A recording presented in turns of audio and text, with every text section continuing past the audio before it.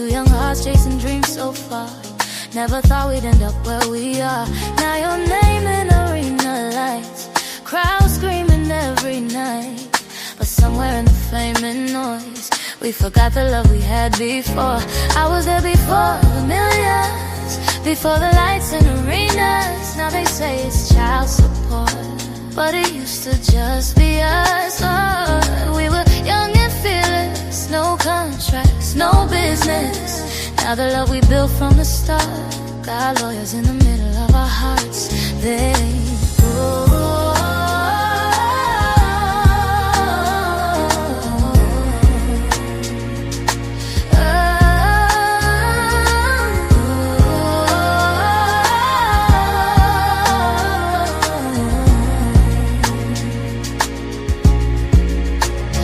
now the whole world got something to say about the love that slipped away. Money, fame, and everything changed the way we see things. So let the ladies talk tonight. Tell us who was wrong or right. Put the story on the floor.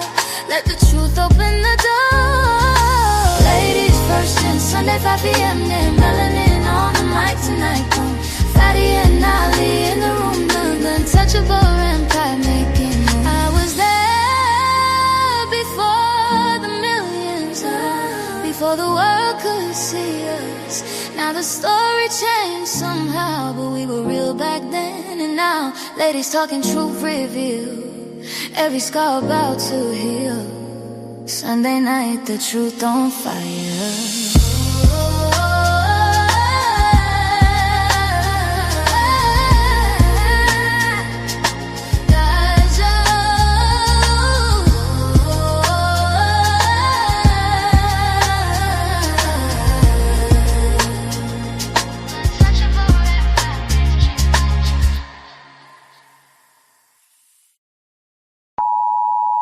The content presented on the following show is intended for satirical and educational purposes only. The views, opinions, and statements expressed by panelists and guests are their own and do not necessarily reflect those of the host, production team, or channel. Additionally, any third-party content featured in this program is used in compliance with fair use under United States copyright law, which allows for commentary, criticism, news report, teaching, and research. Viewer discretion is advised, and we encourage independent thought and discussion. Yo, shout out to Fatty, shout out to Ali. It's ladies first, baby. Kick back, relax, and enjoy the show. They say men lead the way, and behind every move, every war, every throne has always been a woman. She nurtures, she shapes, she survives, since she speaks, not just to be heard, but to shift the room. Because when the world gets loud, and 'tis her silence that says the most. This is not about taking over. This is about finally being heard. This is Ladies First. Like, a man is going to do what a man is going to do. You can't, I wouldn't want a man to tell me how to be a woman. So the real problem with relationship is women have no trust in men anymore. You want me to be submissive to you. You want me to treat you as the king that you deserve to be. If I am not having the mentality of a queen, if I am not having a mentality of a lifelong partner that needs to consider my man and make sure that I'm able to be here and please my man and think of it in that manner, if I do not have that mentality, I cannot give you what you want. Women really are doing that. Like Ali said, most women are focused on getting their degrees, what they want to do, their personal life, making sure that they don't lose themselves in a man or their kids and things like that. And that is one of the issues with dating today. And the reason why a lot of men are cheating is because men aren't getting what they need in the home. In order to make sure your man doesn't cheat, you have to do a lot. It's a lot of work. Y'all wouldn't believe them anyway. So if you are the ones with the issue of distrust, you are the problem. I'm sorry, you can't say a woman is the problem when you initially don't believe her when she enters the market anyway.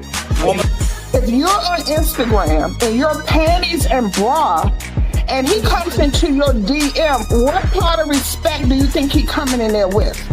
And you're saying because you're a woman, you can be on Instagram in your panties and bra. As a woman who's a couple of decades older than you, and I'm going to tell you that you're going to get what you get.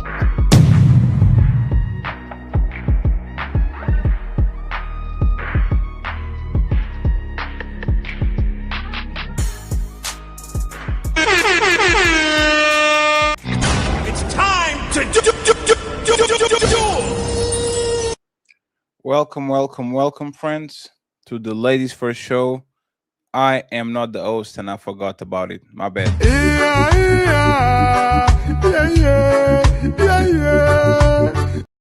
My bad, Melanie. Now you go ahead. No, you're fine. You're fine. But welcome back for another Ladies First. Appreciate everyone for being here. Remember to hit the like button, everyone. Go to all the creators' channels and hit the like button. Let's not forget about the daily goals as well. But before we get into it, we're going to introduce the panel. Oh, Bunny she went black. She might need to reset. But Dalen is here. Bunny, if any of y'all get a black screen, just refresh, okay? It's probably a phone call. Go ahead, Melanie. No worries. So we're going to introduce the panel, and it's going to be the ladies first, of course. So Dalen, welcome.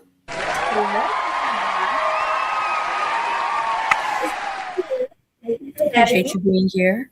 Hi. And of course, Coco is in the building again. Hi.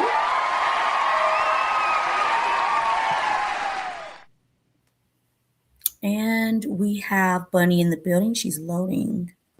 She might need to get together, but of course. Oh, there she is.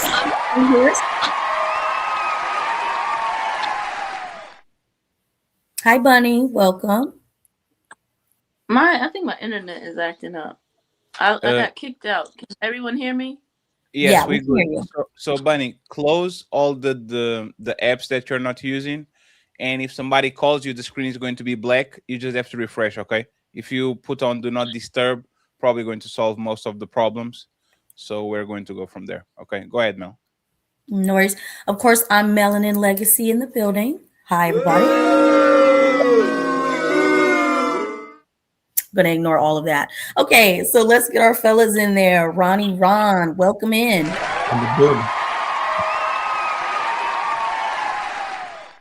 And C Banter, thank you for being here. Hello. And of course, the host, Fatty, is in the building. Thank you How very you doing, much. Fatty? Terrible. Thank you for asking. You're fine. So we do have an icebreaker.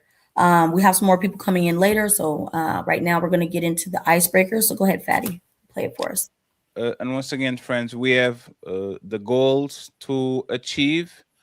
So if you guys can become a members and participate on the Cash App and the PayPal goal, I'd truly appreciate it. Like the video on your way in, okay? Thank you very much. And support everybody that is streaming, no matter what is the platform you're watching. Make sure that you like, share, and subscribe. Let me pull the video, and then we go from there.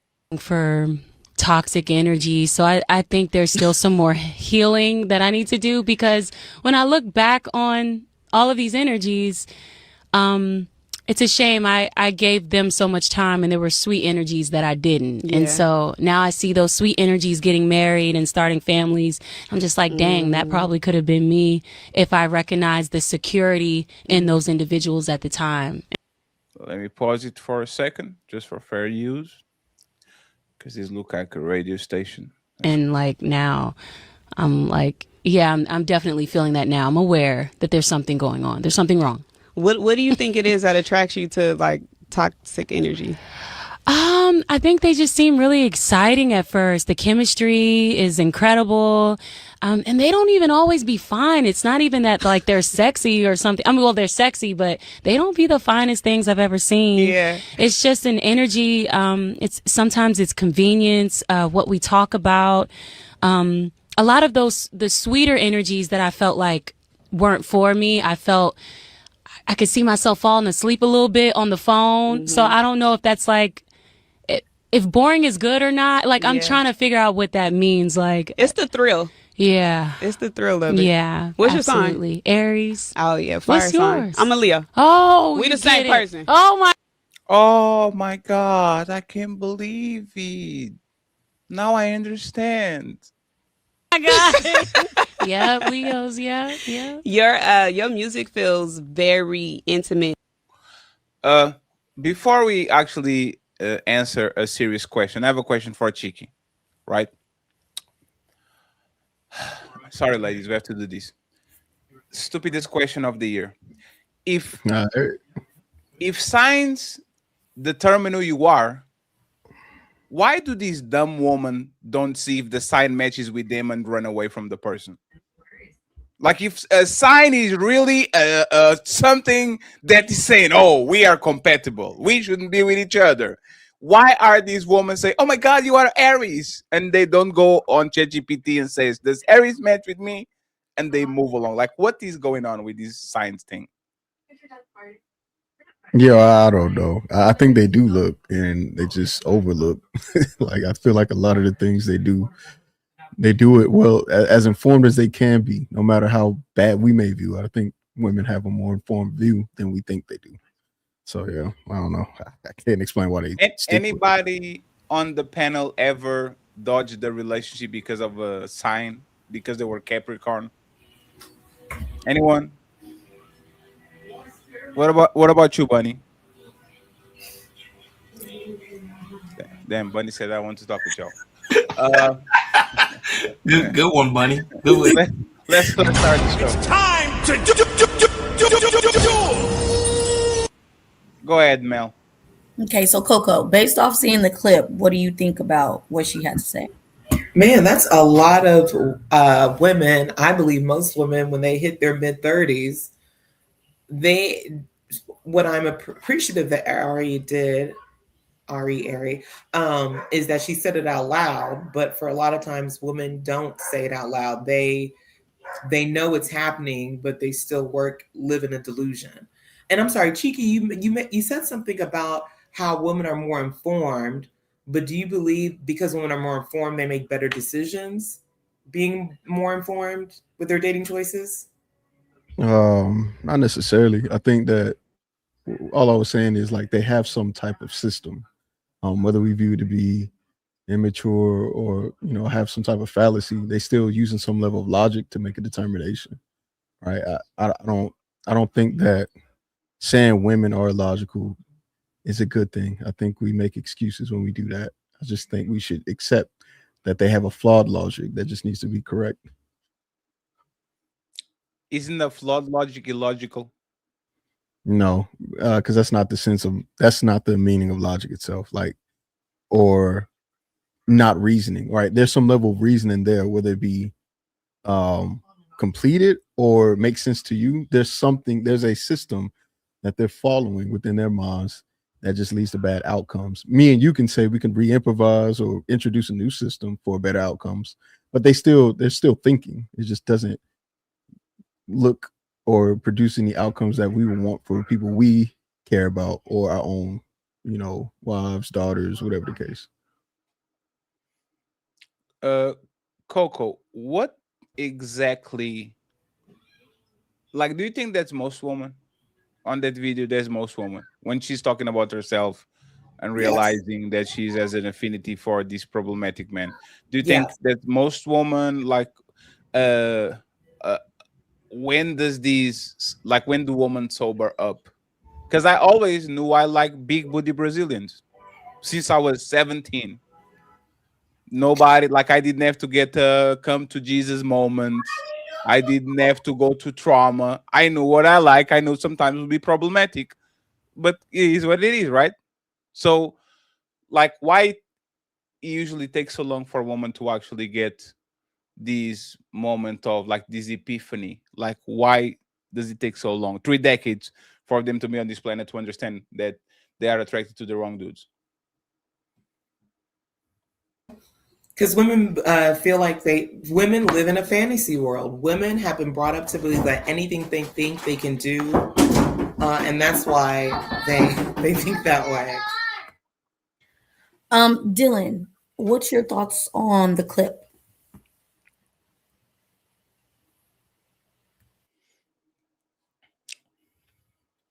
Well, can y'all hear me? Yes. Yes. There wasn't really much that she said, but from what I heard, I mean, I think it's a good thing that she was able to say and she was honest about liking a toxic situation and acknowledging that you don't really get nothing out of it. So she learned something from that poor decision. I'm not really a fan of overrepresenting zodiac signs as like a means to, suggest why a decision is influenced. Because I'm an Aries myself, and I do not like a toxic situation or relationship at all. But yeah, I just think it's a good thing to acknowledge when something is not healthy or good. So Nice. I'm an Aries too, and I was like, she can't be using the zodiac like that. Happy early birthday is our time. We waiting on it. But Bunny, what's your opinion about the clip that you saw? So I just hear a person giving her individual experience. She made poor choices, and she, like what the other young lady said, Dylan, she changed and that she realized that her choices gave her negative results. I won't I won't zodiac sign it, and I won't gender it as a woman thing making bad decisions. Okay. So I think it's kind of interesting that she reached a certain age and now she's wanting to say that she wish she would have gave what she calls the nicer guy a chance. I think she should just be happy with her choices and just what type of man that you like, but you shouldn't want to like go back to pick the nicer man to now waste his time because that's not who you really want to be with, or that's who you would have always been with. So this is to me one of those moments where like you can see a woman hitting the wall and she's having a lot of regrets, but I don't see what she's regretting. You liked what you like, so just be happy with what's happening in your life at this point. I would have to disagree with that, Legacy. Uh-oh. Why? I think because she was able to acknowledge that I don't get anything out of this. It's not beneficial to the man. It's not beneficial to me. Nobody really wins out of it. I mean, unless someone finds someone, that they're compatible with. I think that being able to acknowledge that will somehow influence the way a woman is in a relationship and how she treats men and how to recognize something good when she has it. And I think that that's grounds for a second chance. I think if you do say, hey, this is the kind of guy I should be with, you can now approach it the way that you should and actually give the man what he deserves in the relationship. So I'm all for second chances.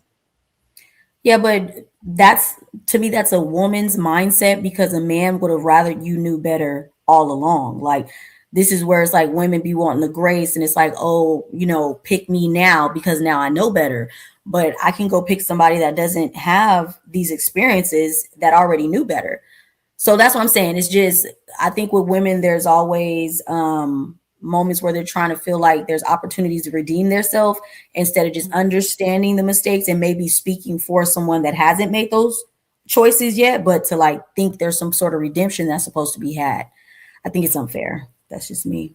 And Melanin, there's another clip that's even worse than this one where I believe the host asked, when's the last time you got your heart broken? And Ari's like 2 weeks ago, because she was talking to a dude for 2 weeks on the phone with him for 6 hours. And then when she went to the location he was at, he was like, I can't see you. Let me see if I can fit you in my agenda, blah, blah, blah, blah, blah. So she didn't learn anything.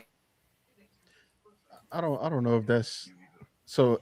There's two different things happening. I think that first clip, it doesn't sound like she's looking for redemption. It just sounds like she's being retrospective about her decision making skills and about what the outcomes have been. And then in that clip you're talking about, I don't know how people can predict somebody not being able to show up. So I can't really fault her for that because I don't have enough context. Maybe she says this guy was always unavailable emotionally or something. But if you're talking to somebody for 6 hours a day for 2 weeks straight, the expectation is when it's time to meet, you'll meet. But if he cancels, I can't say that's on her. All right. Or that she didn't learn anything. I think the first clip contradicts that idea. I have something to say about that. As a 30-something years old, is extremely juvenile for you to be talking on the phone with someone for 6 hours. It sounds like you like the butterfly thing. I'm excited to talk with you on the beginning stage. Like 6 hours for a person over the age of 30 is completely out of line. Like respectfully, like I said, it's the puppy thing. It's the puppy love. And this is what people that are addicted to toxic relationships usually do.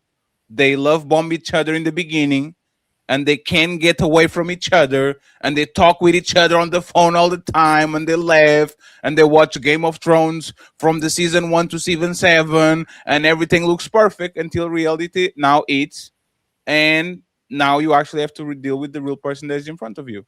And respectfully, as a probably very successful 30-something years old, if you have 6 hours per day to talk with the person on the phone, I think you should be more than prepared to deal with disappointment. It's the expectations that kill these relationships. Straight up, it's the expectations. Because if you are on this planet for I don't know how many years, Bunny, if it's possible, change either the browser. If you can, change either the browser, like go to Microsoft Edge or Chrome or something like that, or change the device. If you have like a tablet or something like that, try to go from there. Okay, that probably is going to help you a little bit more. But as I was saying, like this is like you as a 30-something years old, you should be more prepared than a 22-year-old. And she's talking like a late teen, early, like I'm going to college woman. She did. Oh, he broke my heart. Yeah. Did we see that clip? Sure. She's no, we didn't. This is what. Okay, I was about to say. I missed that. No. This is what Coco was saying, right? But even looking at like how she talks about the relationship, what she said is something that been on this space for a while. And shout out to Coach Greg Adams because he was the one that actually the first time I saw this clip, and I'm going to play it for y'all so I understand, and then we go from there. We'll get Ron over here to see what he thinks about it. Okay, so let me play this real quick, and then we go from there and see if you spot any differences. Okay, and thank you very much, friends, for super chatting the show and supporting. We're going to read the super chats as soon as we get a break. And here's a secret that many guys don't know, especially in today's day and age, is that women love nice guys. We may not understand how much we love and appreciate them until we're a little older, and we've gotten that sort of asshole phase out of our systems. I'd say by our late 20s, early 30s is the point in our lives when we're just exhausted by the jerks and we have no time in our lives anymore for them. So we really start looking for men who we know will be great long-term partners, aka nice guys, right? And that's you.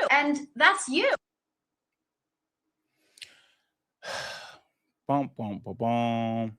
Hey Ron, what do you think about what you saw in the video? And what do you think about what you saw in the video and what happened on this one too? First the video that she said, and then this one. The whole aspect is I think women on the panel are being disingenuous because they know at the end of the day, majority of them dated toxic men. That's a fact. Majority of them on this panel. If we really do a poll, if every woman on this panel have they ever dated a toxic man, majority of them would say yes. Have they ever dated a nice guy later on down the line when they older in their age currently at the moment? So I'm being honest. Women love nice guys because they like to use nice guys. They love toxic men because toxic men give them that thrill they've been looking for. Nice guys are boring. I learned it from a past relationship when I used to be nice to women and all these other things. A woman told me, "Yeah, you're a sweet guy, but you're boring." She told me straight up, "You're boring." But then when I turn it up a notch, that's when she started calling me. That's when she started going wet underneath the knees for me because they understand that that toxicity brings their mind to a whole different level. If guys can understand that, the whole world will be in a peaceful place. Damn. And it's calling to Ari Lennox comment. That's why she loves toxic men, because it's fun, it's exciting. She's able to sleep good at night. A nice guy, nah, not so easy. Hey, Dylan, after you watch the video, do you maintain the second chance things? Because at this point, it's not second chance. It's like the 7th, 13th, 23rd. Like a woman that gets to 32, 33, 34, it's not a second chance. It's not that she had like one bad boy and all of a sudden this is a pattern of behavior. She actually talked about it. Oh, they weren't the sexiest guys, but there was something about them. Like, why should... go ahead. No, go ahead. Like, why should I wait for the leftovers of Tyrone and Chad? Right? Why should I work myself just to meet my future wife at 29?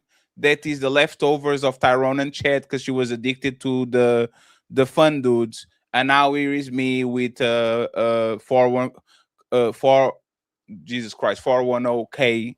I don't know how to say the number. 401K. I don't know why you guys call zeros O's. It's ridiculous. It's stupid. It's 401K. The O in the middle there makes no sense. 401K. Why should the responsible dude actually entertain a woman that clearly is not her type? Her type is those dudes, right? Well, why should I actually give you a second chance? I would separate what a man should do as far as choosing a woman for himself with a woman's behavior. I'm looking at like, if you have changed behavior, a changed way of looking, a different outlook on things, different mannerisms, and approaching a different relationship with a different mindset, that is your only choice. The only choice left is for a man that may be privy to your past relationships, coming from toxic relationships, just, things that just aren't favorable in relationships.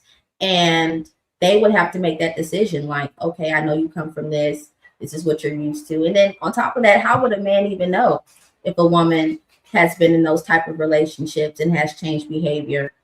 I mean, how would he know? I don't think it's a matter of should a man have to put up with it. I mean, men have the free will and choice to choose any kind of woman they want. A hoe, a girlfriend, a wife. They can have a wife and a hoe and a girlfriend. So that's how I look at it.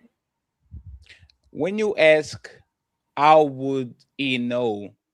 Are you assuming that the woman is not going to tell him the truth? I think it's a matter of, if it comes up in conversation, like how would a man come across the information that a woman has either been in a toxic relationship or prefers toxic relationships, has like an affinity of some sort for toxic environments and relationships, or if she herself is a toxic individual in a relationship. Through her behavior and through her actions. So the best way to actually do it is, what is your opinion about your ex? Yeah, and there's two questions that are red flags. He was a narcissist, he was a cheater, he was toxic, he put his hands on me, and I had two of those. Okay. So is that a pattern. And is that the point of asking? I'm sorry? Is that the point of asking that question, because you want to know what her type is, or just what her last relationship or her last few relationships look like? You actually don't have to ask questions. The best way to actually know the truth about women is pretend that you are a no judgment zone and let him talk and applaud and say, I feel you, girl. Oh yeah, it happened to me too. And now y'all talking. Because the fun part is this, right? Y'all treat your husband like, when they say that the side chick is going to know more about the man than the wife. Y'all will like as soon as y'all figure out that I'm your future husband, y'all start lying from the get-go. The sex is only on the 7th date. You are going to reserve the PC sex instead of the let me do the ponytail and right? Like everything that happens when you meet a potential husband is deception, in my opinion. So what you have to do is, and this happens a lot. Please, friends, once again, I'm a fan of the dark triad. I don't think being a good guy works. Don't use these if you don't have soft skills. Throw at her a bunch of trauma. Throw at her a bunch of trauma. Say, oh, my cousin did this, and I come from this background, and my mama didn't give me no milk. And hey, throw a bunch of trauma to her, and that woman will start to sing like a can. Oh, you too? Oh, it has happened to me too. Oh my God, girl, really? That's the best way to actually get information from women. You talking Is about trauma bond? you go Trauma bond. you go for trauma bond like they do with their girlfriends. Go ahead and throw a bunch of trauma, and you are going to understand if that woman was ill, she would run from you. And the problematic part is y'all actually get more attached to us when we do that shit to y'all. If I'm your future husband, and I'm here throwing you a bunch of problematic things that happened to me, you as a ill woman should say, I'm good. I already dealt with this before. I actually remember this from 2017. But instead of that, you know what's going to kick in? I can fix him. I know I can. He looks like he is a good state now. He already has the beginner tools. He's tall. He has a house. He has a work in the company. I know he's this trauma, but I can fix him. Most women will never, once again, like you can explain your past trauma to them and all that. A woman will gravitate towards fixing things because that gets them actually busy. Once you meet the guy that is he's done. There's no project. There's no, we have to make it how we go. There's no, women are very scared of that for two reasons, because now there's nothing for them to be occupied. And the second one, I think women deep down fear boredom. They do. The worst man, and let me say this and then you got it. Saying, Portuguese saying, translated in English roughly, want to make a woman miserable, give her everything. Want to make a woman miserable, give her everything.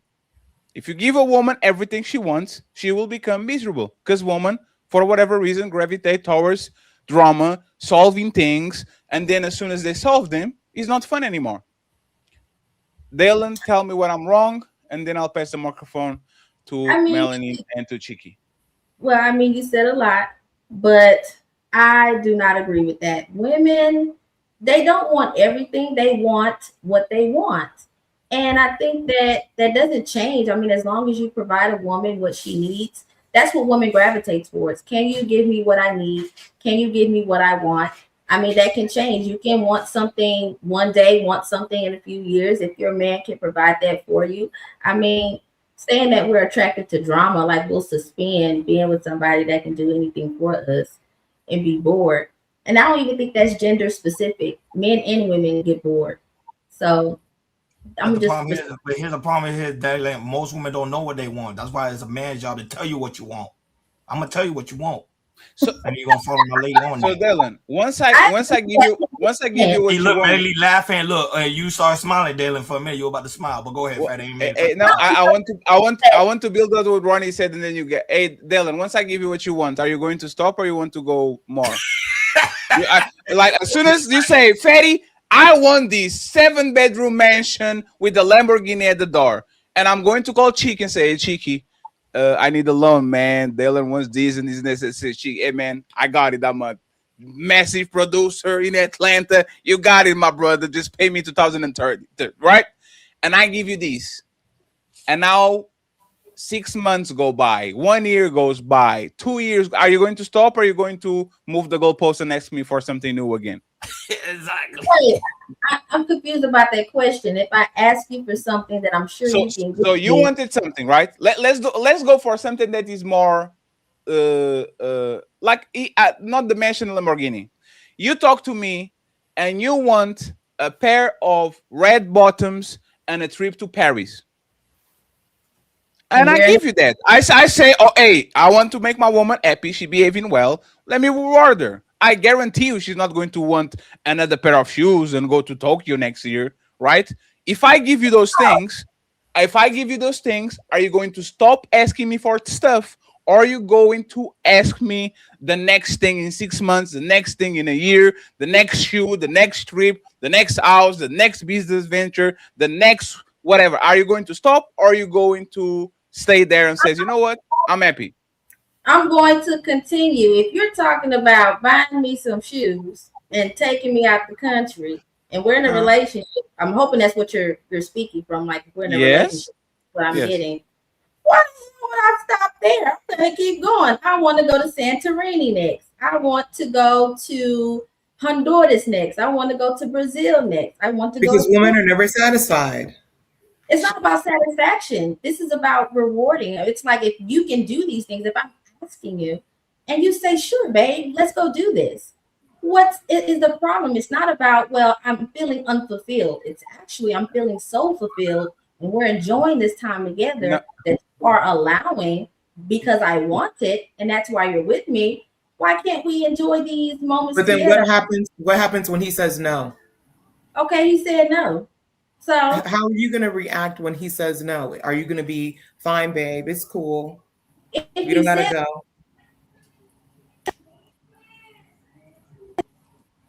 If I'm lagging, I think she's lagging. She's Oh, yeah, gotta be her. Okay. Yeah, We didn't hear you, Dylan. Wait, start over again with what you were saying, Dylan. Yeah, it like that. Can y'all hear me? Yeah, we hear you. Okay.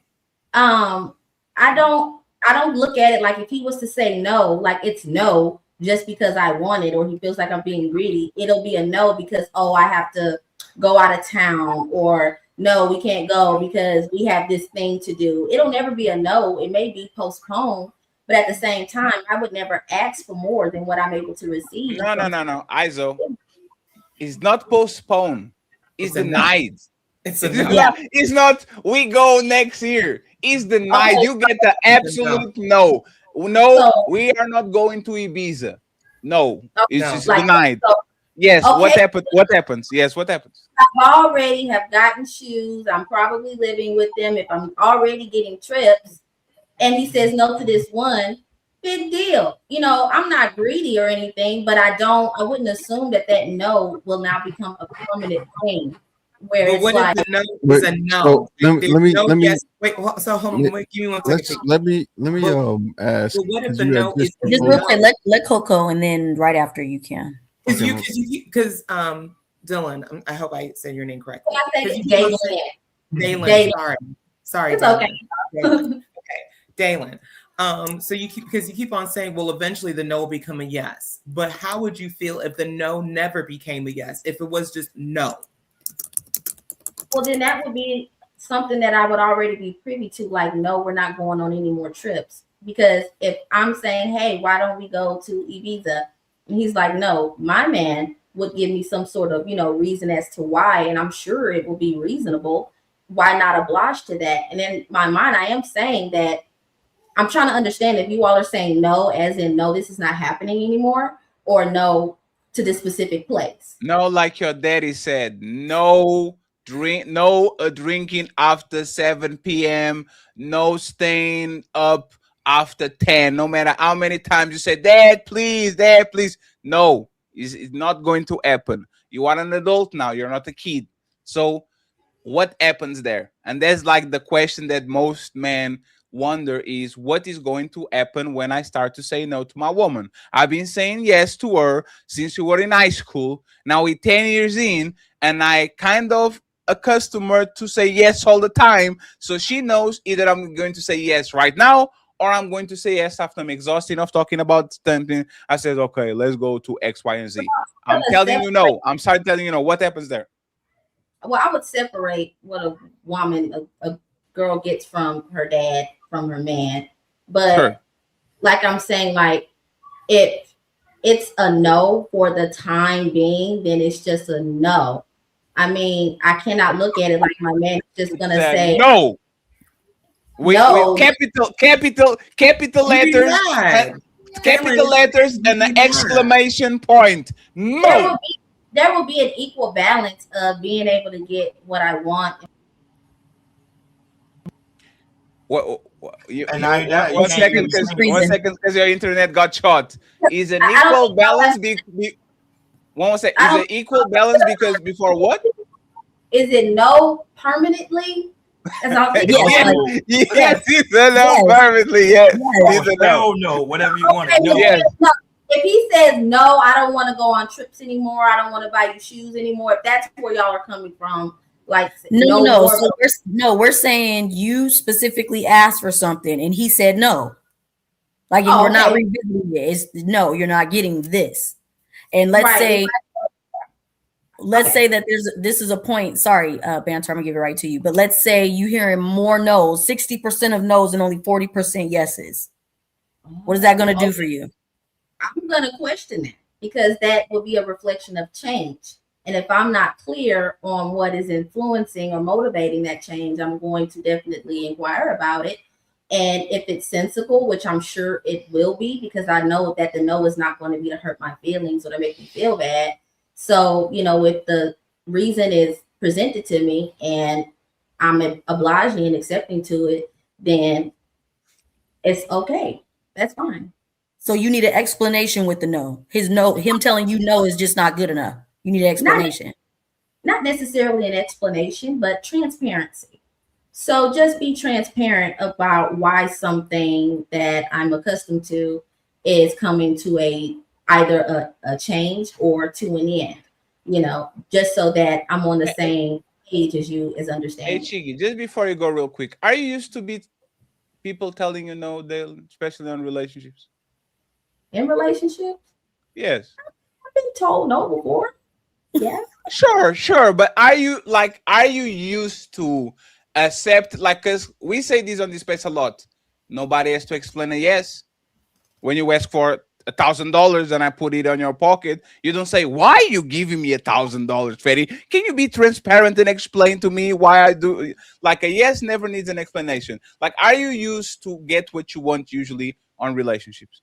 Well, usually, of course, I will most of the time in any relationship get what I want more than what happens? So what happens when you don't? When it doesn't, it just depends. If it's like a relationship, a romantic relationship, it just depends on what I'm asking for, I guess. But because I'm accustomed to yes all the time, I'm just not that disappointed when I get a no. And to be honest with you, it's a temporary no. Wait, why? That's not a no. Yeah, that's a maybe. No, there's a delayed yes. A no that is not definitive is a delayed yes. Like, for example, baby, let's go to Paris. And I said, not this year, baby, but in 2027. There's a no. There's a we go next. There's a yes. It's just a delay yes. If I say I really want to go in summer and you say no, wait till next spring, it's a no because you don't really get what you want. What you want is that trip. Yeah. So what happens? So what happens when I say no? No spring, no summer, no autumn. It's not happening. Like, what happens there? It'll be a good reason. I'll tell you that. So because of it being a good reason, I would just say okay. But I know it's not giving you. Wait. So what she's saying is it makes sense, right? Because it's only coming from this perspective of somebody that could do these things, right? Unfortunately, most men fall into the category of majority yes instead of no. So her experience doesn't sound too far off or uncommon. Most women don't get told no. But the thing that I'm trying to understand is who's going to Paris 2 times out of the year, right? Who are these men, right? And if you're saying these are the only men you're talking to, well, then that excludes a lot of men out of conversation. So I don't care, right? Like she doesn't care. Her perspective isn't about the average man. Her perspective is about a man that can do these things. And the man that can do these things don't have issues with money or opportunity. And most men tend to say yes regardless because they don't care. So and they have the right to say. Is that man that let Chiki finish? Are the men that you've dated been men of high wealth? Are you asking me? Yeah, because you're saying. Oh, now you don't know who we talking to? No, I'm playing. Go ahead. I didn't know if he was still speaking. No. I'm trying to figure out like if you said that most of the men you've dated don't tell you no, or if they do tell you no, it's a delayed no, which is a yes. Are all of these men of high financial status or high middle class, middle like? No, I would say men that I've dated have been stable, successful. These are not, these known rich celebrity men or anything like that. But when I speak to what I want, that's why I spoke to earlier. I would ask for things that I know that I'm able to get, and I will be with someone that I'm satisfied being able to give me what it is that I want. And if I did want more, I would just, I guess, make it my preference to want somebody that can give me something more. But that's just, I guess, Okay. who you are. Okay, so I guess the real question is, if you do go on that trip to Paris and the man says no, we can't go on that trip to Paris because that's just not something we do, what is the next step for you? I'm confused. Say it again. Like, if a man takes you out to whatever country you're coming from, and then you say, can we go to Santorini? I think you use as an example, and he says no, right? Because he just can't afford it. What is the next step for you to do?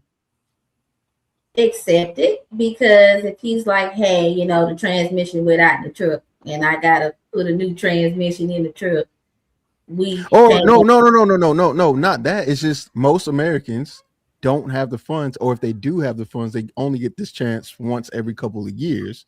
Would that suffice?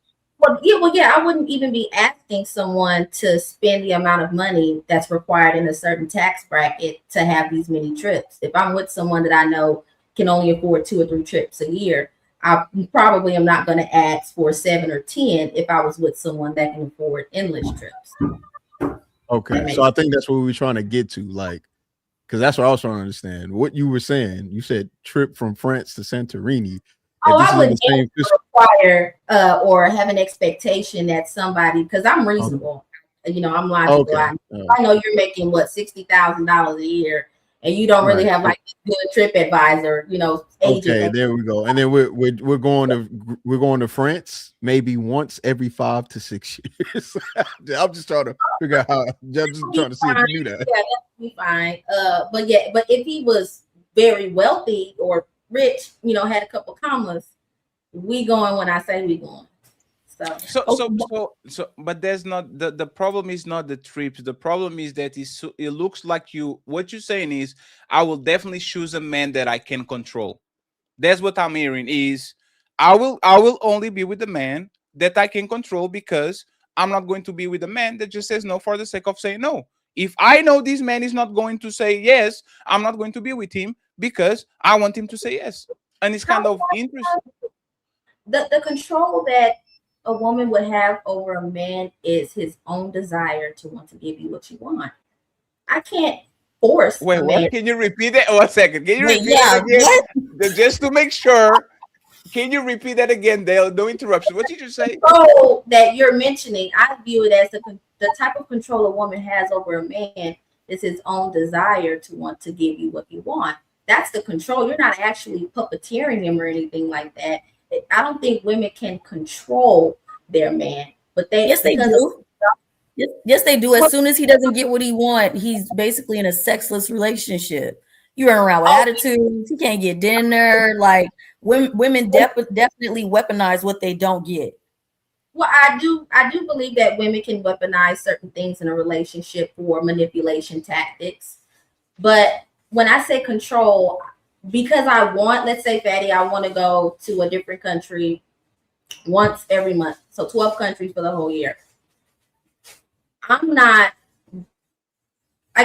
wanting him to want to do that just because I want to, but because I know I can, and he would want me to have that trip to be able to go different places 12 times out of the year, then that's not control. If I'm asking, it's because I have faith that he's going to be like, well, that sounds like a great idea. Yeah.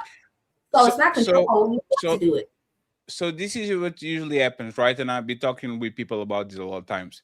Y'all don't understand us. I want you to be quiet. And the only way I can get you to be quiet is by capitulating to your needs. So this is what happens, right? I come home, And just like a kid, you say, I want pizza. And I said, no. I want pizza. I said, no. Please, Dad. Please, Dad. Okay. Right? Women know these. They no, well, let me just say this. Women know these. They do that with their daddy all the time. So when you meet me as a man, and I'm a problem solver, and Chiki's a problem solver, and Romy is a problem solver. So in my head is, how can I make this chirping on the backstop? And the chirping will be, I will capitulate to what she wants because I don't want to hear it anymore. And it's going to happen once. It's going to happen twice. It's going to happen 10 times. And by the time that we get married, then we are 5 years in, now you know that my conflict resolution skill, the tool that I always go to my belt is I will say yes so she can shut the fuck up so we can do our things. This is most men, and y'all know, Dylan, and y'all know about this. Y'all know it. Y'all know that the best way for you to get what you want is 2 things. I will nag the shit out of you so you can do what I want, or you get no booty. That's the best way for somebody that says, let me just land. Okay. For somebody that says that women don't control men, Mel is 100% right. Denying sex is the biggest control mechanism in the planet. You will start a war as a king if you get no coochie. You will literally go ahead frustrated to your job. Like, that's what we do as men is, my woman is not giving me no sex. She walks around the house. There's a dark cloud above her head. Everybody knows that she's on her feelings. So me, to get you back, what do? Baby, please, let's talk. Can we talk, please? Can we talk, please? And now we are on year 3. And of the 72 times we disagree, who went after who to apologize? Dumbass fatty, because he's a dumbass. Because even when he's right, he goes to you and says, please, Dale, talk with me. I want to talk with you. And now you create a pattern. Like, y'all have to learn how to get a no. Not a maybe, not a delayed yes, a no. Because we get no's all the time and we deal with it. That's called life. Apply to college? No. Try to apply to a loan to get a car? No. Want a promotion? No. You want the girl that you like? No. You like, we get no's all the time. Women get so used to get yes for 30 years that when they get with the guy that they want, if the guy doesn't do yes, they think he's a defective man. No, he's actually a man that puts his foot down. He's the first man on your life that actually put the foot down. It gets you wet for 6 months, but then you're actually going to resent him because now all of a sudden he's not doing what the other dudes did. So what do we do here? Can I say something? Okay, absolutely. Okay. How you I feel doing? like I'm good. How are you chatting? Hi, Okay, then I'm going to everybody. say Hi, hello to beautiful. Thank you very much. Go ahead. Go ahead, B. Okay, so here's. Oh, I'm sorry. And by the way, shout out to Carl Anderson for the $50 PayPal. I appreciate you, Carl. Thank you very much. Friends, support the show. We're going to read the super chats in a second. Make sure that you support the show. We need 16 members on my side and 20 members on Ali's side. Go ahead, please, and interrupt it, friends. You got it. Okay, so my thing is, you say that women weaponize sex, right? But anybody can weaponize anything. Is that not true? And so the same for women. I understand that women do that. Not that they should, and not that all do. I know that they can. But men also weaponize like money, right? Oh, you're not going to do what I'm telling you to do. I'm not going to pay for things or things like that, right? Or it's the whole thing about women getting into situations where they feel really desperate is because some man is taking care of them financially and then they're like stuck. They don't know what else to do. That's just something that we all know that happens. And though you can weaponize things, you can weaponize your emotions, you can weaponize your gifts, you can weaponize anything, and men and women both do this. It's not just a woman thing that happens. In that case, hopefully you're with somebody who doesn't weaponize things against you, right? Just like I feel like my man doesn't weaponize money with me. I don't weaponize sex with him. I'm always going to be like, especially because I think of a mindset of a marriage where I'm not going to withhold sex from my partner. The Bible says you shouldn't do that. And while I don't follow everything in the Bible, it's something that's stuck in my head at least. So yeah, I just feel like don't be so one-sided. This conversation goes both ways. And I don't think this conversation doesn't go both ways though. That's the issue. Like this conversation only goes one way on an ethical or societal level, right? Withholding sex from a man in a relationship to a woman is what is right in her right to do, right? But when men withhold any financial thing, it's called financial abuse, right? We don't say we've been sexually abused because we're not receiving any sexual favor or output from the woman. All we say is what's happening is she's enforcing her right to her body, right? So the same thing could be said, right, about men and their finances. Like, hey, I'm not paying for this because I'm not receiving something. I'm not receiving my end of the bargain. But once you do that on a societal level, it's called financial abuse. The word abuse is in there, which gives it a negative connotation. There's nothing to give a negative connotation to a woman not having sex with their spouse, unless you guys are aware of it, and I don't know. You can just fill me in. Hey, Chiki, can you go even further than that? Give me just 1 second, Dylan. AB, does most men have money? What do you mean by that? He's talking to B. Yeah, because B said men use money to weaponize it against women. Do most men have money, B? Yeah, I think so. I think there's a smaller portion that don't have money, and then those are the ones that are like standing behind their girl in line and holding them. You know what I mean? I think that's a smaller portion. No. The better question is: Do you think that most women are in a position to be financially abused because their partner is the sole provider? How many women do you think are in the position to be financially abused because their partner is the sole provider? Just give me a percentage. At minimum 50%. At minimum. And you are so okay. Well, hold on. Wait. That's the minimum. I'm not saying that there's not more. She gave her estimate. Your estimate is wrong. It's definitely 30. It's definitely 30% and less, right? Okay, so only 30% 15 to 20% solely relying on their spouses.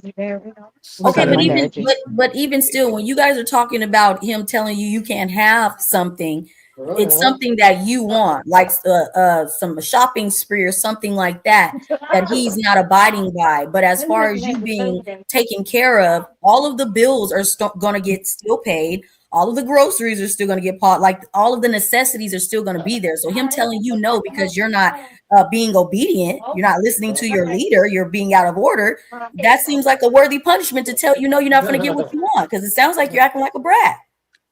Melanin, not just that, is that most men live paycheck to paycheck. Most men can exert financial punishment to their woman. All women have a coochie between their legs. Like it is literally compare 2 men in 10 men that can do the financial thing, but all women have a coochie. All of them.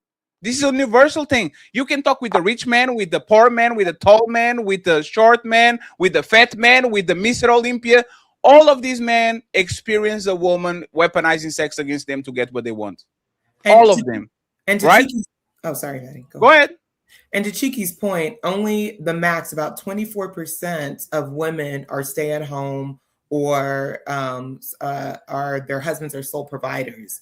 The majority of women have to work. So this financial abuse doesn't happen, or men are not in a position, majority of men are not in a position to financially abuse their women. Yes, most men are actually dependent of their woman. There's no extortion fear, because if I don't pay the bills, we homeless. If I say I'm not paying the light bill, like there's literally no way to We're do homeless together. Let me weaponize this gas bill, and now we don't have even no eat or no nothing. Like this doesn't happen. And like I said, it looks like women live on this fairy tale world where the man can always find a way to capitulate to their witches, and that's romantic. Oh my God, it's so nice that my man work 3 or 4 extra hours to afford this trip, right? Because we know that what most men do. My woman is pressured me to do ABC that involves money. I'm going to stay 3 hours more in the studio to get this money. I'm going to go 3 hours more in the warehouse to get these things.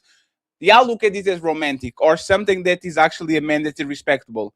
If I had a demand from you that actually brought you pain and suffering, right? Imagine that I ask for something that involve you having no sleep, reduce time with your kids, be on harsh environments. All of y'all will call us monsters. And is once again, I don't understand why we took 20 minutes with Dylan to say,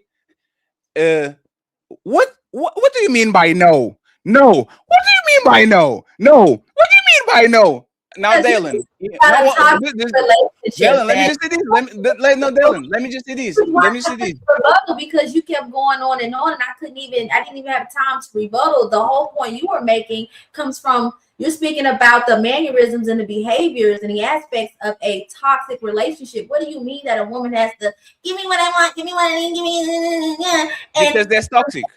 Is going back and forth. Let me tell you something. A man that's willing to put up with a woman that's doing that in a relationship deserves what he's getting because she should be dropped out. No, Dylan, you just did it. But that's you, Dylan. You described it yourself. Dylan, you just did it. Oh, she doesn't even know that she. No, 1 second. She doesn't even know that. Let me explain to you. You don't even know. This is subconscious. Y'all are not evil people. Y'all just don't Y'all don't have self-awareness. When I told you no, it was no. It was not maybe. It was not tomorrow. And what you do all the time is, I'm going to take this conversation to overtime, to second overtime, to third overtime, until Fatty is speechless, tired. He doesn't want to have this conversation anymore until he says, you know what, baby, next year. Not no forever, next year. Not no. This is what Fatty, you did is the keep pushing the conversation. And that's what women do. Women do. Wait. Cheeky, I said I can no. I said I can accept a no from a man that can provide transparency. It's not an explanation or anything. It just means fine. It's a no. What does that mean? For more from a man than I know that he can. So now, Dylan, what does that mean? Transparency. He said no, and you don't need an explanation. What does transparency mean? If I say I want to go to Dubai and he says no, I don't like their laws. I don't want to risk getting locked up. Okay. So you need an explanation. That's not an explanation because I didn't ask. That's definitely an explanation. Cheeky, you're trying to help with the dog. No, it's definitely an explanation. Hold on. Let Dylan finish because her connection. An explanation. Transparency is information that you do not have to ask for. Whereas an explanation, you are asking why. And then someone gives a reason and explains it. But if someone is saying to you, hey, I don't want to go to this restaurant because they're nasty. I already have the reason why because you respect it. I get good enough to tell me the reason. People want to know the reasons behind anything people decide in any situation. And it's not exclusive to a relationship. That's what I mean by transparency. So you just want the information being presented before you ask, and that's fine. But it is an explanation. There's no way around that. But the part of it that I think we should highlight is I can't expect Dylan to accept no when I know majority of men don't say no. Right, it's almost like an outcome of behavior that has been trained into the women that we're talking about, because most men don't say no. Most men try to find ways to get the things done that they want, whether they're tired or not. So the expectation or her not being able to comprehend no meaning no and that's it with no explanation is because that's not normal. Right now, if we were in who we in war against, my mom just went blank. If we in the Middle East. Iran. And some Iran. If we're in Iran and Daylin has her job on, and I tell Daylin we're not doing something, she's not going to think twice about yes or no because she's just going to know. No means no. But we don't live in that culture. So I'm not going to fault women for that. The only thing I can say is, fortunately, we don't live in that culture for women. And unfortunately, depending on the man, we do. So that means everything comes with an explanation. And given the fact that women do participate in paying the bills and things like that, that kind of makes sense. I think that's fair. And I agree with that, Cheeky. If you look at that, because of that type of control men have over women in those type of countries, it just doesn't stop. Here we go. That's what you get, Cheeky. Sitting up there. Here we go. No. But again, that's what I'm saying. We don't have it on lock like that. She's right. Because of that type of control they got, there's certain things that is not even. But see, Cheeky, what happens? nature. But it also comes with bad things. These women are also subjected to hangings, being beaten, being raped by being draped by their own fathers, by their own brothers, by random men. Their whole rule, especially in Islamic countries where how they operate and strictly how they treat women is based on. Wait, so they allow grape? They penalize grape way more than anybody else on the planet. You get stoned before you get to court. I mean, like they will chop you up twice and thrice and fries before you even get to like. You have to understand this, right, Dylan? It's not the control that men like. The difference between them and us is not about control. I'm going to ask actually to the ladies, Coco, Melanin, Dylan, and Jasmine, please. The two ladies, when they get on camera, I'll let them know. Are most men in the West afraid of saying no to their woman because they fear the consequences? Yes, absolutely. I mean, it goes to Cheeky's point about how men want to say no more than they don't. And the problem happens is when men do say no, like Fatty said, women pester until the no becomes a yes. So it's not that men are just saying yes all the time because they want to say yes. They are acquiescing because they don't want a headache. And also this thing about control, women want control in relationships. That's why men say yes most of the time, because women want control. Women want to be able to move how they move and do what they want within a relationship. And if a man does say no, or if there's a conflict in any way, then it becomes a problem. And more likely she will leave than not if she doesn't get her way. Yeah, I agree with any lady disagrees with this. Are men afraid of on the West? Are men afraid of saying no to their woman because they fear the consequences? Tia, B, and then Maya when she gets it on camera. Tia, do you think that most men on the West are afraid of telling no to their woman? Absolutely, exactly what she said. Like I agree 100%. They don't want the headache, so it's just easier for them to say yes than to say no, so they don't have to go back and forth.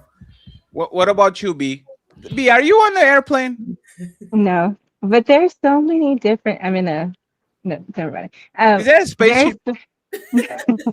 No, she over there getting pampered. Getting her nails and feet done. Yeah, she getting pampered. Oh, damn. Hey, I'm a man, friends. I'm sorry. I don't have a brain. Go ahead, I B. thought airplane too, though, Fatty, and I was like, no, I really thought this woman about to take a flight. What the hell is going on? Everybody's life on the airplane with us. That's crazy. Go ahead, B. Like, are most men afraid of telling no to a man? And then we get Mia if she gets on camera real quick. Go ahead. I think that's so hard to say, but I'm going to say, okay, it's a different thing, right? Because if you're saying like, oh, most men say yes so that they don't have to deal with something, right? Sure. I think a lot of women do that too. You know, baby, you gonna cook some, you know, maybe I don't want to, but I'd rather not you be like, you don't cook right, you know what I mean? You'd rather not deal with that hassle. Look at your past men. The men that you had before, do you think they were afraid of telling you no as they're afraid of the repercussions, to lose you, to get you in the mad mood, to lose sex? Like, do you think they were afraid of the consequences of telling you no? No. Them, so you are a shitty manipulator. The last two, yeah, sure. I think I probably am. I'm super honest and I'm naturally pretty submissive. So I'm going to do what you tell me to do. And I hope that you do what I ask you to do. But if you don't, I'm probably just, you know, going to be like, and move on. I don't believe you. Jasmine, are most men afraid of telling no to their woman? Absolutely. Prove it. Prove it. Yes. Let me give you an example. I don't know. Like, just give her opinion. Like, yeah. For what you see, usually, like, are these men that are around you, around your friends, and all that? Do they usually go ahead and they bow down to what the woman wants because they're afraid, or is the opposite. They put their foot down and says, "No, lady, you're not getting that." No, sometimes they really be afraid. Like, okay, example.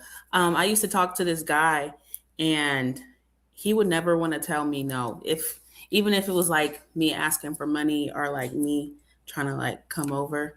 Like there was this one time I asked to come over and you could tell that he wanted to say no because he was looking around and like biting his lip and just trying to skip over actually saying the words no. But there's a lot of guys that don't want to say no just because they don't want to argue. They don't want that confrontation. So, But see, that's situational, and I can't say that something is all or nothing, one way or the other. No, I can say that things are majority. We're talking most. Yeah, and most men don't like there's a visceral reaction in a man when he says no to his woman. I think most men feel it, even to your friends, right? Men are proud of going to a dinner and pay for shit, even if it's their parents or their friends.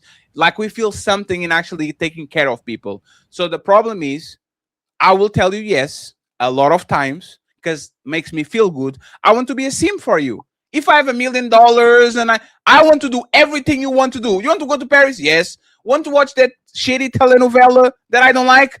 Let's do it. You want to go to that park and do a picnic? I don't like it, but let's men have joy into actually capitulating to their woman. The problem is once women understand that they can weaponize this against men, now becomes something that is not used by something benevolent, is look like a tool to control. Oh, if I tell him to lend him money, he feels bad about not telling me no. Let me ask him for money. And you know what this is called a lot of times? Friend zone. This doesn't even have to be romantic. Y'all put a bunch of men that like hell on the friend zone, and every time you need a favor, instead of going to the guy that is having sex with you, you go to the trio guys that want to have sex with you. So now all of a sudden, y'all are using I know these men won't say no, because if they say no, they are going to lose access to me. And that's what most men are afraid of, losing access to me. So now I'm going to tell her yes, because I want to go up in the rankings. That's all. So your kind of stance is that all women are manipulative to get what they want. Most women are manipulators to get what they want, and I also feel like men manipulate to get what they want. So what? No. That's the only way you survive. Sure, whatever you think. There's power in weakness. You can we all use what we got to get what we want. So no. 1 second, B. I like I said, I don't think women are evil. Like there's hundreds of thousands of years of engineering when a woman is weak. So the best way she can survive is to control the meanest, biggest dude in the tribe. So she becomes Queen Cersei. She might not be the strongest in the Game of Thrones, but she has her son Joffrey. She has her brother that is trying to do some things to her. We don't talk about that now. But she becomes powerful by controlling the men that are around her. Women know this all the time. The problem is now y'all have rights and have school and education and credit cards and property and all these things, and you're still abusing I'm going to use this man to control me. And I'm going to give you a perfect example. On YouTube, this is what happens, right? A man gets into it with a woman. That woman, instead of fighting that man, she goes on the back. Oh my God, I can't believe Chicky did this to me. And now all of a sudden, you have 4 men on TikTok, on YouTube, on X, fighting the other man when literally this was about me and one woman. This is the weaponization of, I know these men want to tell me yes. I know they're going to fight their wars for me. So instead of this being a one-on-one, I'm going to feign weakness so these men can come in and protect me because I'm the damsel in distress. This is being used. This is an old trope. A lot of men are in the hospital or dead because you call your brother to get into with the dude when you literally slap him across the face and now you want him to get hurt. And now all of a sudden, y'all do that shit. We both fight. You say, I'm never coming back. And 2 weeks later, I have a black eye and you are fucking the same dude you told me to go fight. This is control. How can you make a 6'2" dude go fight your boyfriend? Because you are a woman, and that's the biggest superpower. You don't have to be Superman. You have to be Lois Lane. As soon as Lois Lane starts crying, Superman comes in to solve the problems. Y'all know that shit, and this is why we're afraid of telling you no. And as soon as we say no, the clock is ticking. That's the part that I want to focus now on the show. And I have Mia. I think she's driving is what happens when the man starts saying no. Can a man afford to say no to his woman without damaging the relationship in a very serious way of actually risking it? Go ahead, Mia, and interrupt it. Yeah. I'll read the super chats in 10 minutes, friends. First it is Maya, but if you Maya. That's okay. Maya from Moulin Rouge. Right. Coucher avec moi. C'est toi. Once my love is like, whoa. If you strive to be a leader, you have to say no. No good leader just says yes to everything. So if saying no disrespects your woman to where she's not respecting you, you're not the leader of the relationship. So if you're a man that's okay with a woman being the leader, then be the yes man. But if I'm wanting a leader, I need that leader to be able to tell me no when I'm going the wrong direction. And if I respect the leader, I'm going to listen to no and respect the no. Now, if your man is leading you the wrong way, that could be someone that's never saying no to you, because how are you a perfect person to where all your decisions should be met with a yes? And then the few times you're met with a no, you're met with compliance when it should be obedience. And that might, hurt some people's feelings, but that just goes to and trust your man to lead you in your life in the relationship. If you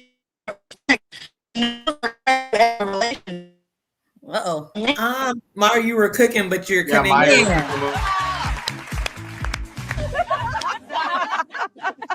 Wait a second. Isn't this ladies first? Hey, Maya, try again because your internet connection was She cutting was out. cooking though. Froze. Yeah, she was cooking. Well said. Okay, I think she froze. Are you there, Maya? She's probably in a bad area. Yes. I'll get her back. Maya, I'll get you How does it back. sound right now? Oh, you're good now. Go ahead. It's better. Okay. There is much more to my point. It's all about respect. If you respect the leader, when that leader tells you no, you listen and you understand. So if you're thinking you're going to lose on P because you're telling a woman no, then you're not a leader and you're not a dominant man. So that's my point. Hey, Ron, do most women who controls most relationships, man or woman? Because I like the leaders thing. Oh, leaders. Who controls most relationships, man or woman? The woman control the relationship through the power of manipulation. That's the problem. In the Western Like world, anybody disagrees with that most women actually control relationships. Women Most control the relationships relationship are because they controlled by women. control access to sex. So men are afraid to say no because they know at the end of the day, I'm not gonna get that woman that I want at the end of the night. no, So I they say think yes. women think they control the relationship because men allow them. Oh, she's freezing. Man, she gonna say something good too. Yeah, she was. She Go, was. She was in go ahead. Go ahead, Maya, again. I said that men allow women to think that they control the relationship. But no, So that's if the manipulation. man So I'm is the saying one the powerful providing man- most in the relationship, there's no way that the woman is controlling it. Now, if the woman woman is control it through providing most, manipulation. She's manipulating that then man. she is Control it. controlling it. So Yeah, that's why she's controlling the relationship. Go ahead. there's a way to control it is by the consequences of this relationship and are way bigger for me than for you. There's a way of control is, let's imagine that, for example, the title of the show, if you guys saw, is Luka Dončić, right? Luka Dončić is 6'7", been an NBA star since he was 14. He was a millionaire when he was a teenager. He has literally, like, he's the king of LA at this point, all that. And his woman grabbed his kids and went to Slovenia, right? And she gets power because this is not kidnapping. This is not an Amber Alert. He is the full provider. She knows him since he was a teen, so he's going to cough dozens of millions of dollars at minimum. Like the child support is going to go crazy. So if I'm a man and I don't want to lose my woman, I don't want to lose access to my kids, I don't want to lose money. Who is in control? The woman, because she knows I can get all these.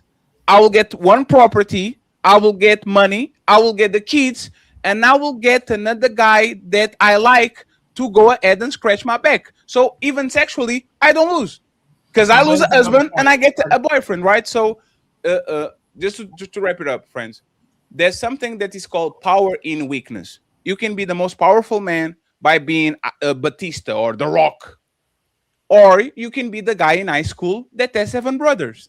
And you can be the scrawniest motherfucker, but if you have 7 brothers, if you touch the small kid, you are going to pay the consequences, because he can call these 7 brothers and he's going to fuck you up.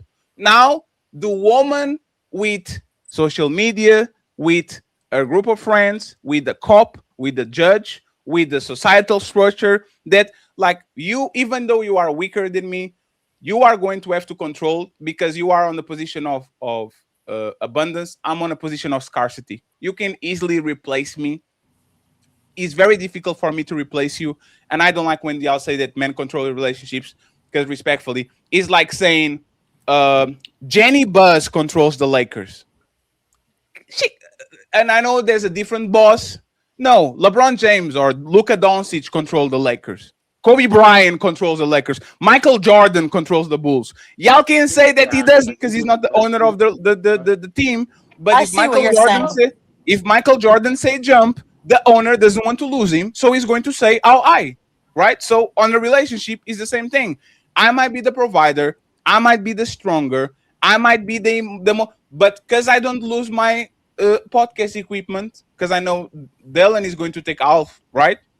Now all of a sudden, I have to capitulate, because I want to keep my shit, I want to keep my kids, and I want to do the things that I'm doing now. So how is a man in control of a relationship when, 1, he barely can say no, and 2, if the woman starts to act up, there's no mechanism for me to get control of the relationship other than she just waking up one day and decides, you know what, I'm going to follow this dude. Like, how can I do that? Can y'all teach me, please?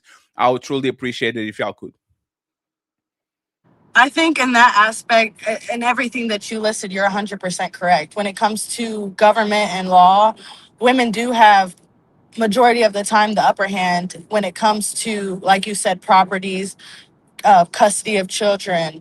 So in that aspect, I do agree that she does have ultimate control of things in the relationship. So I can't disagree with you there. Yeah, I also can't. I don't have any rebuttal for what you said, Fatty. I can't dispute what you're saying. As far as a majority, you would be factual in your statement. But what is the majority even? Like, y'all are the engagement queens. Most men are not ever engaged, right? Y'all decide to have sex. Only 40% of men procreate, so you decide to have kids. Y'all decide. The age of marriage right now is 29, because women decide, I only want to get married after college and all these things. If y'all just say nobody gets coochie until I get married, the age of marriage will be 18, because we will literally marry you just to have sex with you. So what is this thing that men actually lead? Like, what is the leadership that men have over women, when as soon as I play with you and I start to play the game with you, either I lose by a few or I lose by a lot. It's just, it matter if it's now or later. Like, what is this power that we have? And the fellas can actually intervene too, because I actually, other than leave, which in my opinion is not a power, is like saying, I'm a McDonald's worker. If I have the power, because if I don't want to do fries, I would leave. And now you lose your job. There's no money. You go homeless. Congratulations. You lost everything. What is the power that men have inside of relationships if they actually have a woman, 2 kids, a mortgage? Like, what is this power that I'll keep talking about that makes them leader? See, you added the more. If a man doesn't have kids and he's not married, he has a lot of power, and he's makes a good amount of money. He has a lot of power in the relationship. But you're right. Once kids come involved and they become married, the power dynamic shifts. So are you admitting, Coco, that you have more power than your husband in our relationship? Never. Oh shit! Hey, Coco, that's what you said. I didn't say that. I just want to make sure. You said the majority. When my husband says no, 95% of the time. That Listen, but you said the majority doesn't have the power. You're correct. The majority. You didn't talk about me. I'm not within. No. She got you there. So here's But I the feel like clarification: is no man got has you, the B. power unless the woman submits. Right? It's a choice. It's a choice. That's the part, but that's a problem. Like that's the point that Fatty, because we've known each other for this is something we have both talked about. No man has any power unless that woman submits, because all of the enforcing systems and everything that makes America what it is leans on the side of women. So the submission. So what proves the point? The man do have some form of power when it comes to the assets of a woman's mind. See, men fail to realize when you control a woman's mind, you control everything. And well, see, that's the issue. Which that to happen though. Yeah. And the way they're able to access that is through sex. When men have sex with a woman and do it the right way, I guarantee you control her mind doing that. Oh, go ahead. That's temporary. Yeah. Well, that's even not temporary. Not so. Go ahead. Even if that is to happen, like again, all these things, like you're saying, is temporary. And one, how many men have that ability that give that type of sex to actually mind control a woman? All right, so like there's a lot of factors on every level. This is a choice. Yeah, because not every man is a man. That's the thing. Not every man is a man. You could be. What? See, I'm not going to that aspect. Not every man is a man. No. Even Chingy knows that. Chingy know why. I get what he's saying. I understand what he's saying. What does that? No, what does that mean? Not every man is a man. Let me ask this. If I can fuck you into submission, which is kind of what you're saying, right? And most men can't, because again, there's corn stars for a reason. There's the heavyweight category, and even those people get cheated, betrayed, and left. The Jason Love dude that was with Lena the Plug, he took care of his kid for 16 years, and he found out the kid was not his. And this man is on the apex of sexual whatever does to woman, right?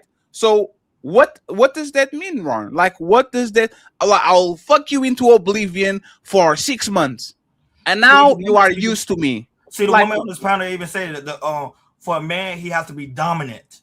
Not every man can be dominant, so that makes him a male. You get what I'm saying? So that's why I say not every man is a man. That's why I come from. How am I dominant? No, what needs to happen is what needs to happen. You say teach you? You can't teach it. That's crazy. Hey, Cheeky, I will allow. Hey, Cheeky, I promise I will allow you. Hey, Ron, you good, dog? That's just funny. We're not talking about sexually. Teach me, how am I going to be a dominant man with this woman that in front of me? I love her. I care for her. She's the mother of my kids. How do I establish dominance? You start this way by telling her no. Most men can't tell a woman no.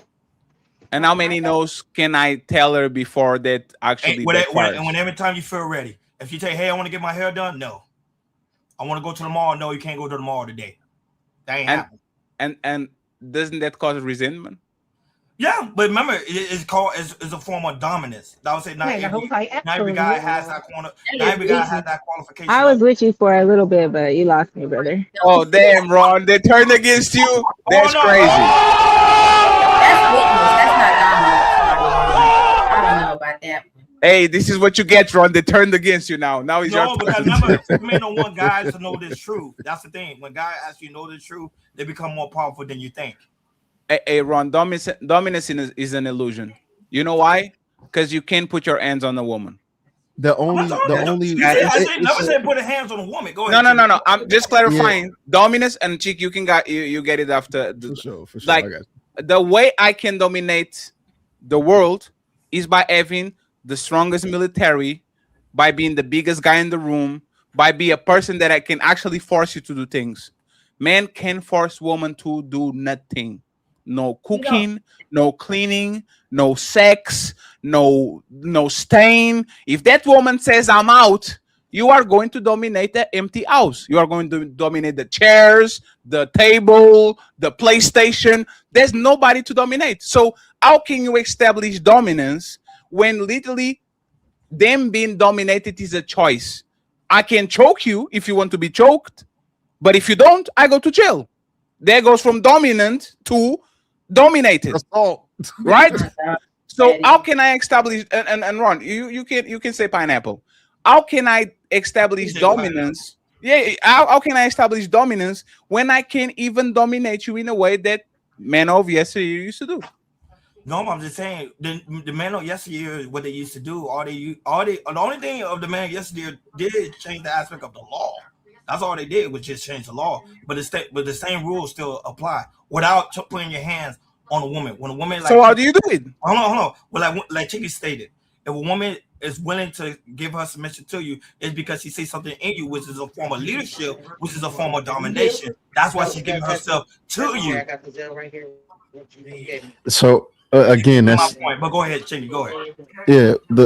I think we understand your point, but the issue is there is nothing to control them, because the things that were controlling, we'd have to be aggressive as a society. We'd have to start stripping away women's rights, women's ability to make money, women's ability to communicate openly and freely, in order to get some type of dominance, right? Because that's not true. I'm just let me finish. Let me finish. I'll let you finish. Just historically speaking, that is the only way you can dominate any culture, right? There's a reason why slaves could not read. There's a reason why religion was used to subvert or subconsciously control. All of these things play into effect, and the fact that women are free today allows them the freedom to not want to do whatever they want to do and do what they want to. No, but here's the thing. I would say, if I would say that's the case, I don't know if you ever heard of it was an Indian woman. She's in corporate America. She is a CEO. Mia Khalifa? Mia Khalifa?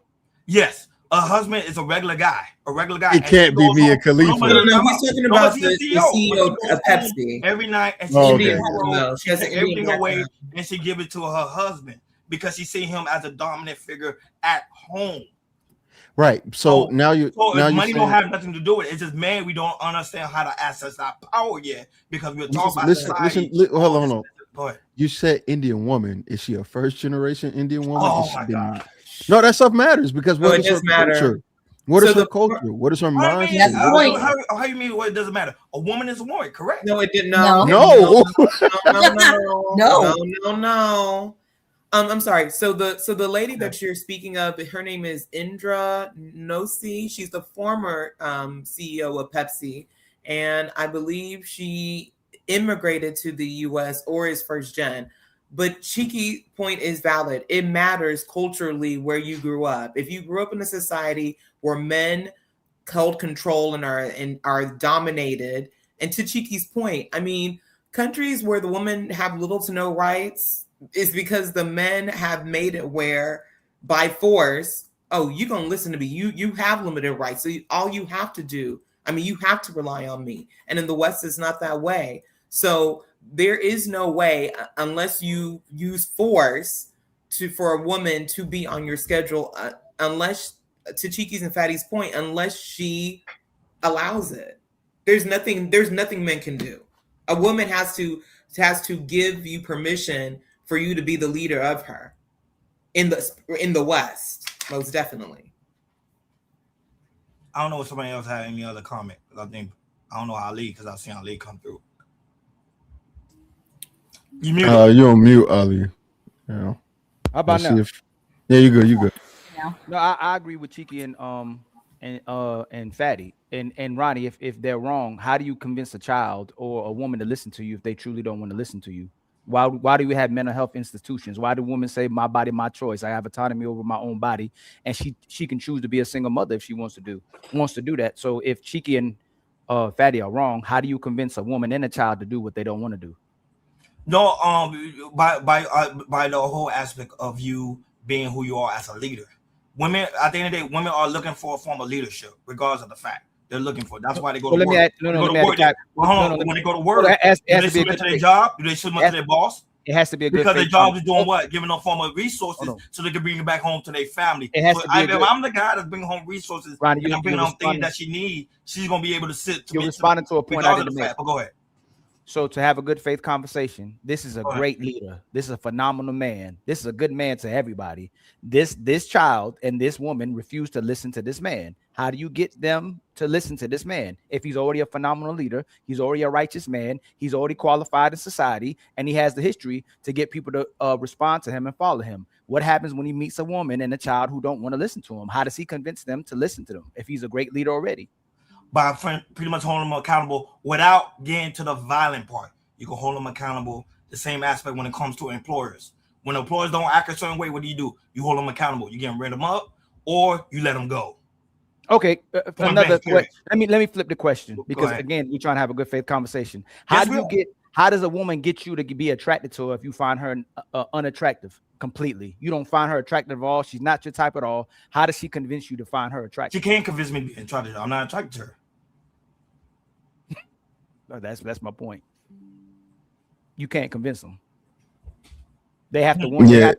They have to want to cooperate. They have to want to listen. They have to value you. Yeah. And for majority of these women, they have to value you over their feelings, and they have to value you over themselves. That's all it ultimately is. If she sees you, if she sees herself better than you, and she feels like that you don't offer her nothing better than what she is and what she's always been, and you almost got to think like a man. A lot of these sisters are thinking like men. That's how a man ultimately would think. I'm gonna stay out here. I'm gonna stay out in the wilderness until I meet this woman that is worth dealing with this woman versus having multiple women. That's how a lot of women are acting. So if she's already 30 years old, she's getting to you, and she's been single, she's been ran through, she's had a whole bunch of different relationships.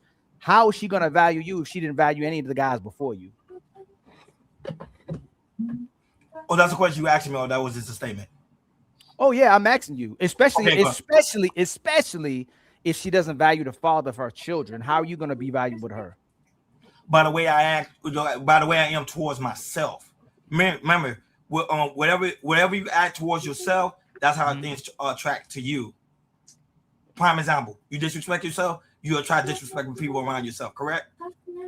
No, you're missing me. So this is what I mean. What? If I had a phenomenal woman, this woman take care of the home, this woman taking care of my kids, and I still was mistreating her, disrespected her, and the woman who was who I was courting found that out, and she still wants to deal with me. What does that say about that woman? Is what I'm saying as well too. If this woman didn't value the biological father of her children, he was a great leader, he was a phenomenal man. Why? The only way she's gonna value you is if you benefit her and you enable her and you validate who she is as a person and you make her look good. So let me ask you a question. So you say the only way a woman is gonna find you value if you have to do something for her. That's the only way she can find some form of value within you. That type of woman. I think that's inherent to most human beings, though, Ronnie. Yes. Like what person picks somebody that they don't get any benefit from? Otherwise, the only people. Yeah, I'm about to say the only people I can think of are retards. Yes. That's a strong statement, though. No. But I'm being dead serious. Like people that are actually like retarded, they don't have any choice in the matter, but they're here and their parents are taking care of them without any inherent benefit or any direct benefit. Like if there's any benefit, it's altruistic. Like I'm taking care of my child because it's my child and I love this child. But if I ask, hey, Ronnie, would you take care of that retard? You probably wouldn't want to do that. Oh, no, hell no. You know what I'm saying? Why? Because that shit don't benefit you. But Ronnie, still, again, if she wouldn't listen to you and we're similar, let's say we're similar in our traits and the quality of man we are, because she likes a certain type of guy, why would she listen to me if she didn't listen to you? It's not because of my leadership. It's typically a one-way street of how she benefits. A lot of women want a one-way street of they want to sponsor. They want somebody to finance their lifestyle. They don't want to reciprocate and have to love and work for somebody else. It's extremely uncomfortable for them. And while I was listening, I think that's the number one reason when Fatty says to be intentional, that most of these women are not really trying to be evil. Mm-hmm.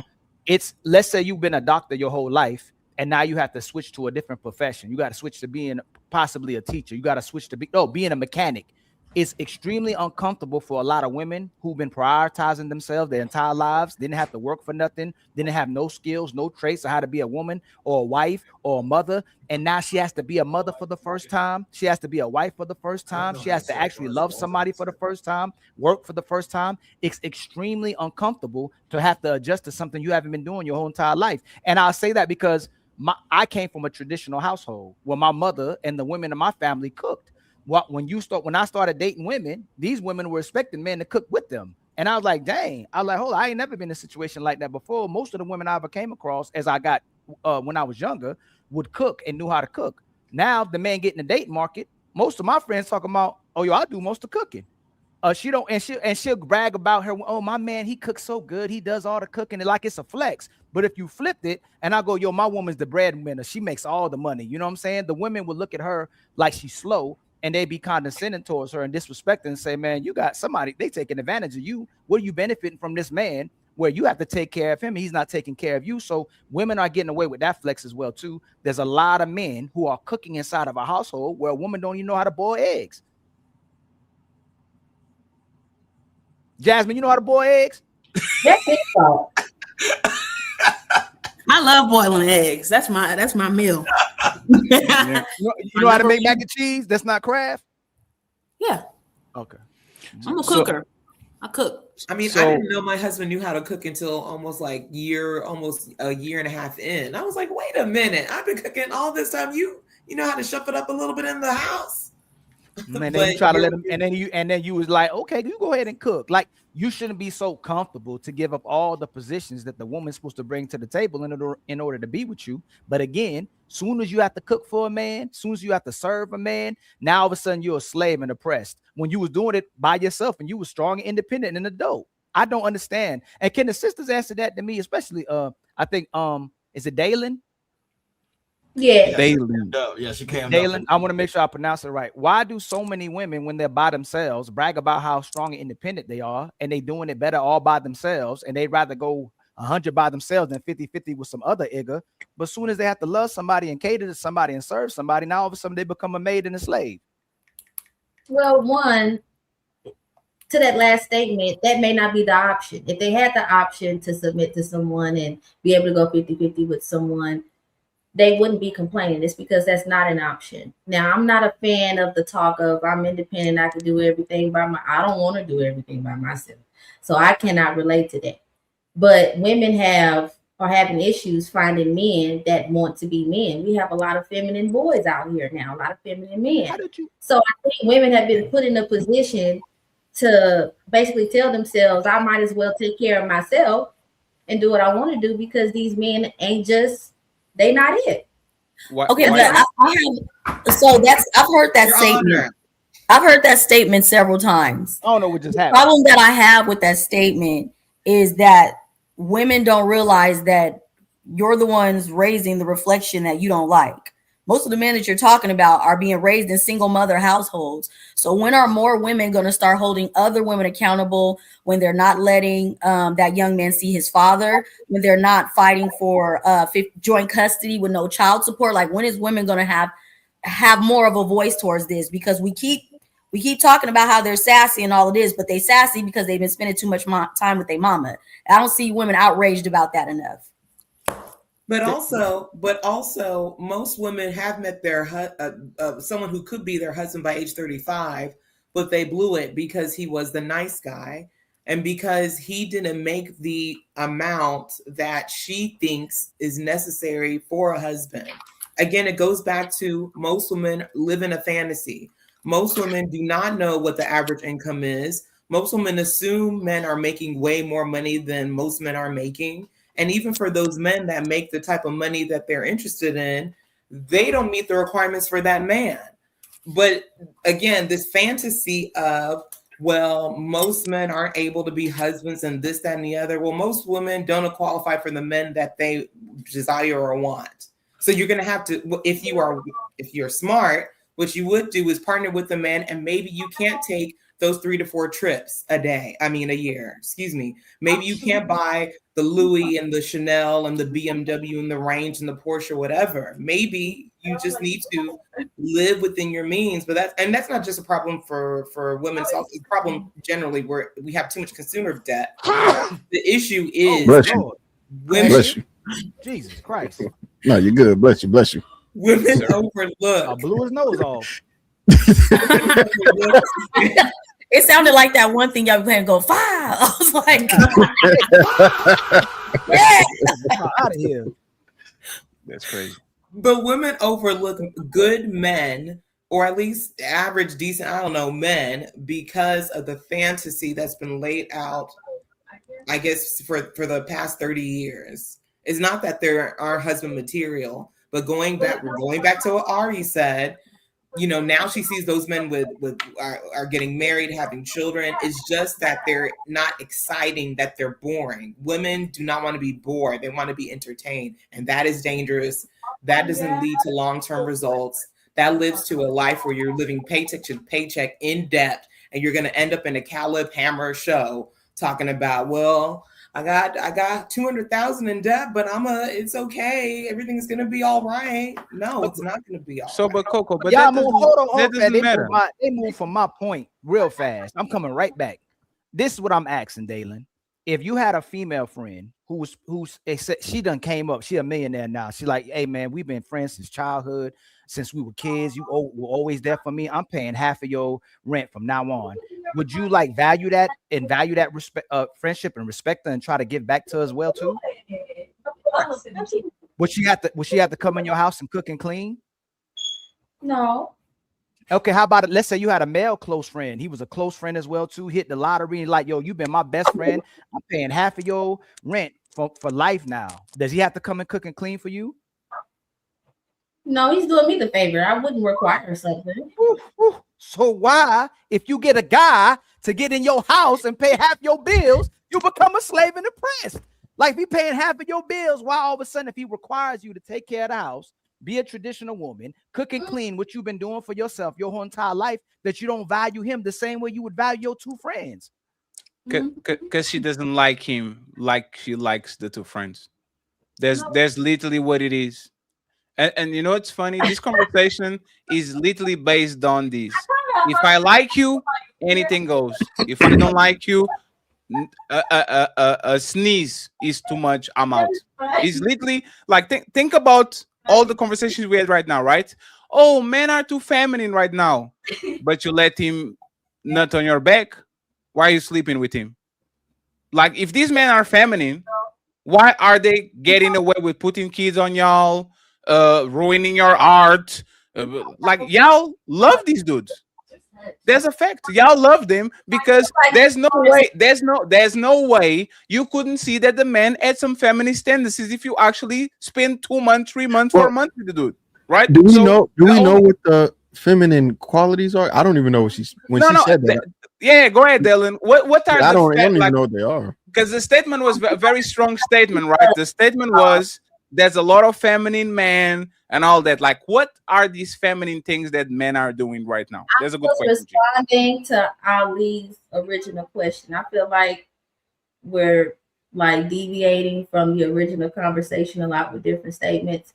But my point in saying the comment about the feminine men is that women are feeling like they don't need a man is because men, there are too many and there's so many. I won't say it's a majority or minority, but I can say it's too many where men are not being the traditional men that can receive the traditional rewards for being such. I mean, we have men wearing fingernail polish, which I don't have anything against the gay community, but men who want the same expectations as a woman, want to be treated like a woman, don't want to defend women, don't want to respect women. I'm just saying that I have seen that on the internet. What is treated like a woman? Go and can you give more details of that? One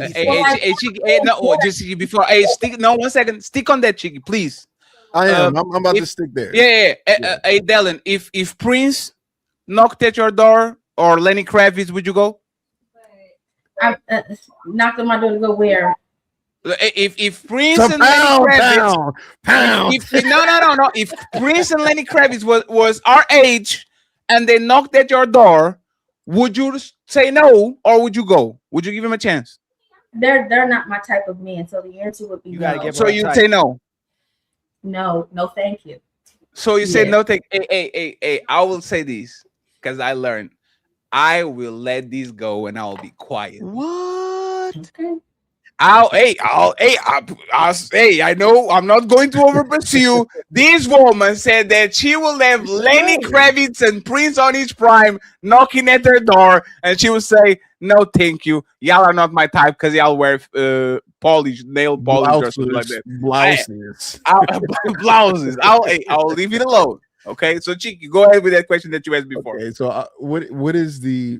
You said men are looking to be treated like women. What can you go into more detail? What does that mean? They want there to be equality in the relationship, which I don't think that's possible. You cannot expect to be treated like the woman would be treated in a relationship. You know, doors won't be open for you. You won't be given flowers. You know, you cannot moan and groan like a woman. You can't even bitch like a woman. A woman can complain, but your job is to be a problem solver, not to stoop to her level. If it goes low, that doesn't mean, oh, let me meet you there. It's like, no, set the bar higher. And if she cannot meet that, she gets gone. You know, so I'm saying that men are now trying to lower their vibrations to combat the women that they're having issues with, instead of trying to self-reflect and see, well, where can I set the bar and the tone for, you know, how things should be, like if they're going to be this leader. So all I'm saying is a lot of men just wanting the benefits of a woman, and there's a lot of components to that. I don't want to get too deep. You think a majority of men act that way, Daylon? No, I do not. That's what I was saying earlier. I cannot speak to the majority. That's why I said there's so many or too many, and I'm only going based off of what women come to the internet bringing to us, because I don't know any women, well, not too many in my personal life, that the men that they date are very sassy. They're very women lie. Okay, sorry. Well, hold on. But you saying sassy how? Say it again. Dylan, you keep throwing. 1 second. You keep throwing some words. Sassy how? How are they sassy? Well, for instance, I remember talking to a girlfriend whom I've apologized to her because I mistakenly set them up at a lounge not too long ago, and they exchanged numbers and were joining on the phone, getting to talk to one another. And she told me about a conversation we had where he said, I don't want a bitch doing shit nice for me. I can do shit nice for myself. And it just comes off like, well, what do you mean? Or I don't need women and I don't need this. And it's like, well, why are you talking How to is that them? sassy?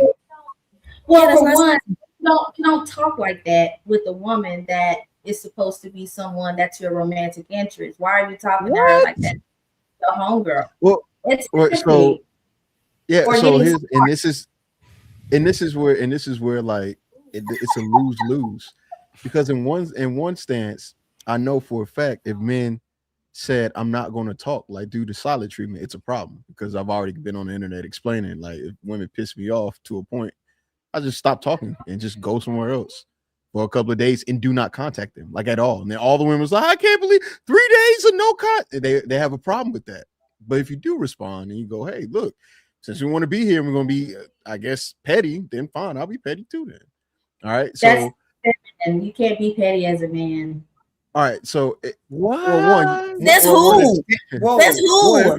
I can cry, I can complain, I can be petty, I can be nothing. I can promise you, your girlfriend is leaving out something that happened in that date. She did not tell you the full story. No, it doesn't matter. Even if she did tell the full story, why is it that, again, this goes back to the manipulation and the fact that men don't lead their relationship?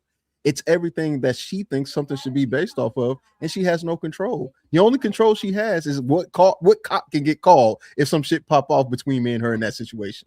You know what assassin thing can do? Beat you the fuck up. It don't really matter. It will smack the shit out of you. Like, so again, like this conversation about like what a man is and what it isn't. I agree with that, Cheeky. Like doing that as well is a form of sassy behavior. Calling women out of their name is sassy behavior. Thinking that you can go back and forth a woman the way women go back and forth, cattiness.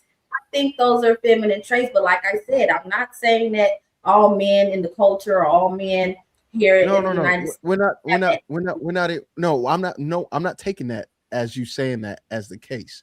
But what we're saying is women in this society have dictated so much about masculinity, manhood, and what it should and shouldn't look like, and they don't actually meet any standard of femininity or what women should like according to men. So what standard are we holding or going to be beheld to? And if we're going to be beheld to that standard, when can we start, like when y'all don't meet it, when can we start implementing some form of punishment or consequence that would actually get you to change, right? And I'm not saying that I am looking to take away rights or beat women. What I am saying is if we're going to start holding ourselves to standards, Women should hold themselves to a standard, and we need to see that across the board. And men should hold themselves to a standard. We need to see it across the board.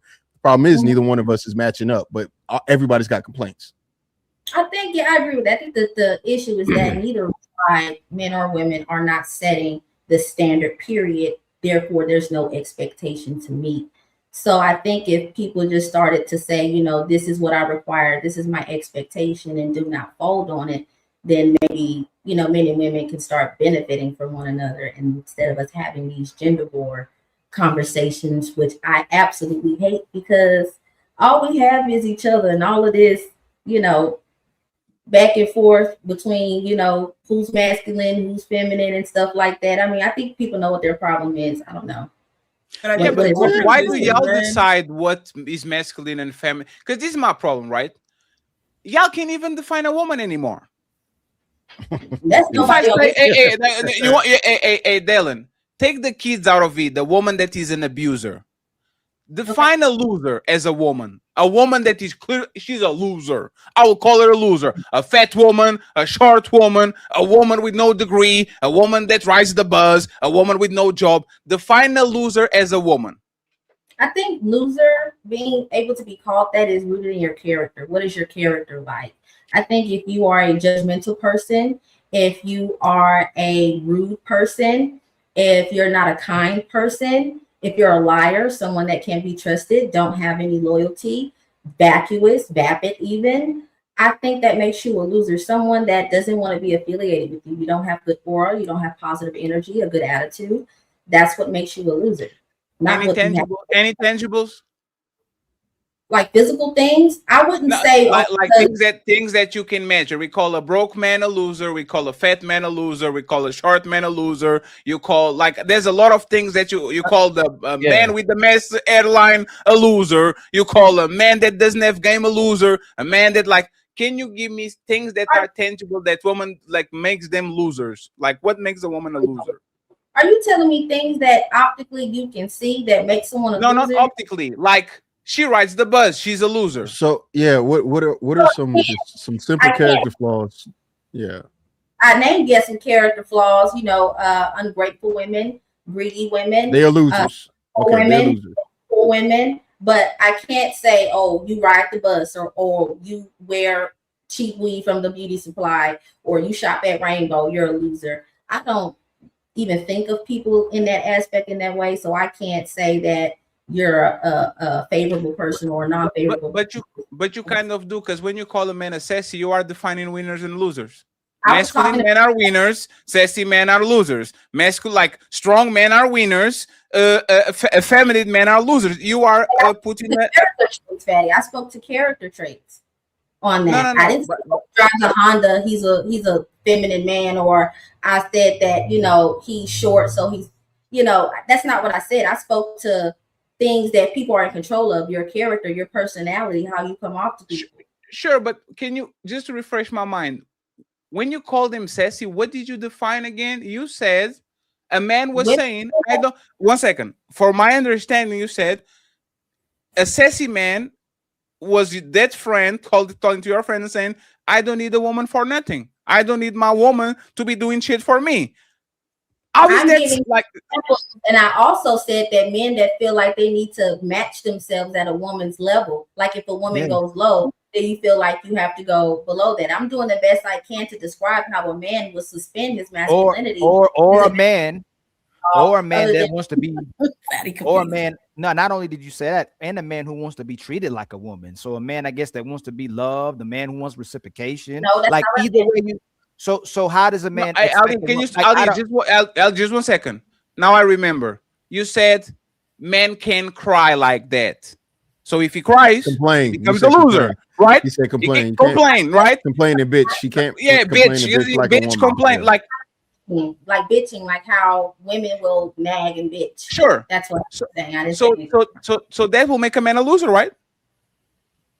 A loser? Well, if you decide to bitch about a problem instead of asserting a solution to it, like a woman, a damn bitch, then yeah. Okay, perfect. So that's my question. No, that's perfect. Dylan, I understand. So are most women losers by displaying that behavior themselves? Absolutely. why it's not gender specific, it's character specific. And character No, doesn't care. Dylan, you didn't get it. You didn't get it. No, Dylan, you said that a man shouldn't be moving like a woman. If he does those things, he's a loser because he's a man. Are women losers? Because all of them are crybabies and complainers and naggers and all that. Are they losers for displaying the same behavior? For complaining and whining and shit, yes, that's loser behavior. You don't have to whine, cry, and complain about the things that you want. Especially as adults, we have free will. We know how to get the things that we want or the things that we deserve. I don't have any sympathy for complainers. There's no room for complaints. The difference. So you are calling. Is the last question, friends? So you are calling most women losers? I don't know if it's most women, Fatty. You on the internet all the time, not me. I don't know what the hell most women are going. You know what? I will calm down and I'll leave it alone. Oh shit! Leave it alone. I'm so out, man. The thing is that most men are told that they are losers. Most women are not told that they are losers. That's the main difference, because you said that it's the same for women and men. But it's not the same for women and men, because men are told all the time where they fell short, they're not doing enough, they this, they that. Women aren't told in mass that they fail and they're not doing enough. Women are not told that. So it's not the same for men and women. That's just the point I wanted to make from what you said. Okay. And Dalen, do you think most men resort to whine and complaining, or do you think they actually try to communicate to their women? She never said most. Yeah. So that's so we're talking about. Communicate. She's talking about that specific subset. So she had to clarify it twice now, but she's not saying she believes all men or most men are like this. She's just saying for the men that are like this. But do you think this is like almost a moot point to speak about if we're speaking about a minority of men, like we're pigeonholing a conversation instead of speaking about what the majority of men or a majority of women are doing? Don't you think? Versus the minority of men that's wearing. Yes. I only seen one man on this panel come on here and wear nail polish. Like on this panel ever, and everybody knows who I don't know who it is. Me either. I don't know who it is. Wow. I can't.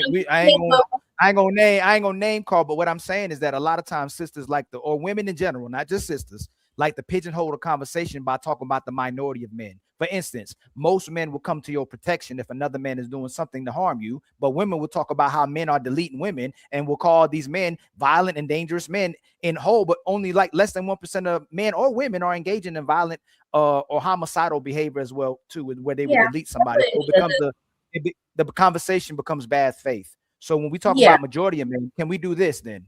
Can we talk about the good man that the women dealt with, and then that relationship still didn't work? Because it would be very difficult for me to believe, or maybe it wouldn't. I'm just saying for the sake of the conversation, that all these women dealt with these good men, but there's never been a time where the woman dropped the ball. Because that's something we rarely hear. Where, hey man, I messed up. I didn't listen to him. I didn't cooperate. I didn't do the things that he asked me to do. I wasn't being feminine. I was being so-called masculine when he was expecting a woman to be a lady. I didn't have no skills or traits. So when he asked me to work on those things, I became offended and I left the relationship, or I shut down on him and played the victim. You never, ever hear that conversation. And if you do, extremely rare. So have you ever dealt with a good guy? Absolutely. What happened with him? He just went to the store. Okay, so this last guy, so the last guy is the only good guy you ever dealt with? Say that again. Is this last guy the only good guy you ever dealt with? No. Okay, what happened to the good guy before this guy? He went to the army, and I didn't see that as beneficial to me at the time. I was younger. Okay. So in a way, y'all grew apart. In a healthy way, yeah. It's like, that's going to be long distance. I'm not a fan of long distance anything. And the thought, I'm not even a woman that can even find herself being attracted to a good man, actually. I believe any first responder or any guy that serves our country to any degree are good men. But I can't have you as my man. Like, not as a cop. I even dated a cop before, too. But he wasn't a good man. But this guy you with now, he does majority of what you're asking, right? He caters to your needs. He makes sure you're taken care of. He's a good guy. Yeah, a great guy, actually. Yeah. But do you think it would work out if he wasn't doing that? If he wasn't catering to majority of your needs, where you had to carry the majority of his needs? No, It I'd would be still gone. work out. No, I'd be gone. Oh, that's what Well, happens in majority. did she say if he doesn't cater to most of your needs, you're gone? Is that what you just said? I'm assuming that Ali is asking that if there's things that I want or things that I ask for or things that I mentioned Right. I desire, that Right. you know, if he just refuses now to do those things, would Right. I still remain in the relationship? And the answer Right. is Do you think do you cater to all his needs and wants? hell yeah, my thighs be hurting, child. I'm just Okay. playing. Oh. Okay. That's the only needs and wants he has? No, I was just, you know. No. I'm only asking because in retrospect, women will use that against us too. All you want is sex. But in another conversation, be like, hey, I know he wants it all the time, so I'll take care of him. So it's like women keep moving the goalposts when it comes to sex, knowing that men need sex. But either when you value the guy, you'll value the fact that he wants sex, or if you don't value the guy, depending on where you are, you go, oh, all he wants is sex. When it seems like that would be oh, go ahead. Well, to give some background outside of that, like for example, like if I'm wearing something, like when I go out, I always ask him, how do I look if I'm going out with the girls? And if he says, I don't like that, take it off. I'll go upstairs and change. And then I'll come back down. I'm like, how about this? And he's like, turn around, go change. And then I'll change. And then if he likes it, then I'll go out. So, you know, I give him that same thing that he gives me. Like he wants respect of his opinion. He wants to feel heard and that his opinions matter and stuff like that. So even small things like I like pan pizza. He likes the New York. Like, okay, well, we'll get the New York. So small stuff like that. So, but what do you do outside of sex? How else do you benefit him? That's a tangible. That's why we were asking for tangible. Outside of sex, how else do you benefit him in his life? Like what value do you bring his life that's tangible? Well, that's tangible. Well, I can tell you this. I remember asking him once, like, why me? You know, like, why do you want to be with me? And a few things that he said was he appreciates the dynamic of our relationship and how we communicate, especially when we're not seeing eye to eye. He said for a while, the women that he's dated in his past, he's some years older than me, that he never had peace or experienced peace. And sometimes I think I might cry because I kind of teared up when he said this because he says, you bring me peace. Even when we don't see eye to eye, we have our own method of communicating with one another. So he brings you peace, or you bring him peace? She brings him peace. peace. Hey, let's break it right here because the next video is going to actually. Oh man, I'm so happy that you said that. Let me do like a quick, a short. We're going to watch this video next, okay? After read the super chats, we're going to talk about woman bringing peace. Thank you very much, Dale. That was great. Sick. Okay. And worried. Oh, that was the video I was thinking about. And this man is sitting in this car.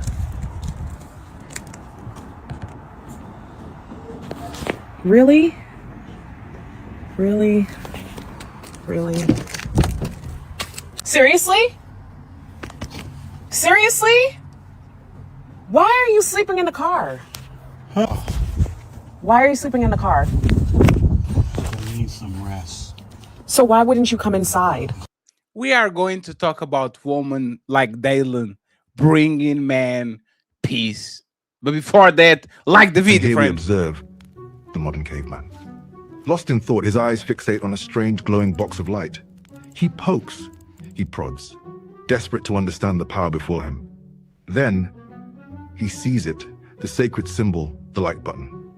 But alas, this primitive soul does not yet grasp its true meaning. If only he knew what one simple tap could do. Buckle up, everyone. It's time for some super chats.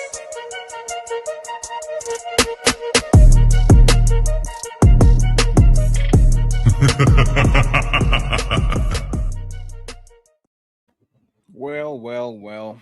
Friends, the Cash App is empty.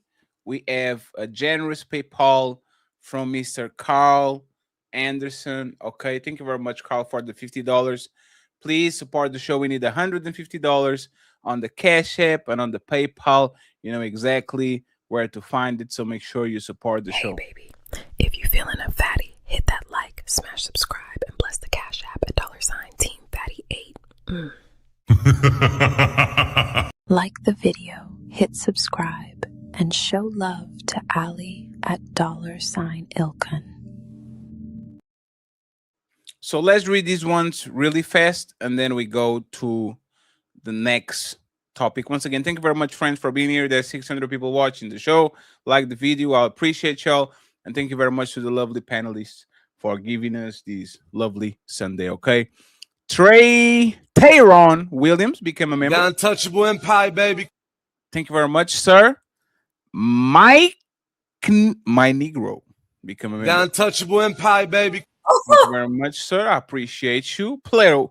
The Untouchable Empire, baby. One gifted the membership. Thank you very much. I appreciate it. Oh, damn. Who is this? Who is this? Look at you, Dylan, promoting yourself. Thank you very much, Player One. I appreciate you. Cammy, of course, watching the show since the beginning. She was here. She was the first person to get in the gym, and she will be the last person to leave. Salute, beautiful people. Another great show as usual. Loser. Thank you very much, Cammy. We have Mr. Paradise says, this is the podcast, The Hunger Games. I'm number 18, Fatty Ali, Big Brothers. I'm ready to move up the scale. Great show. I've been telling you, Styles, to pull up on Ali show. You be missing. You be missing, sir. Misty. The Untouchable Empire, baby.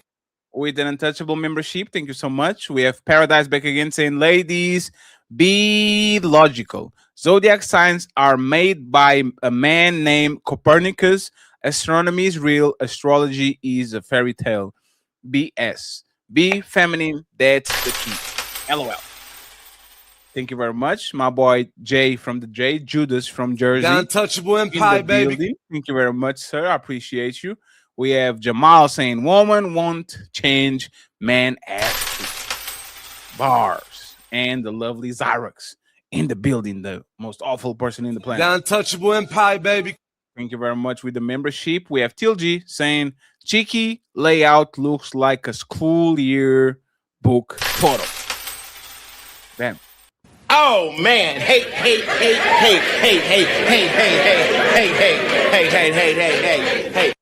We have Mr. Paradise saying, fellas, anytime you ask a woman a question and she looks up left or right and says, she's about to lie.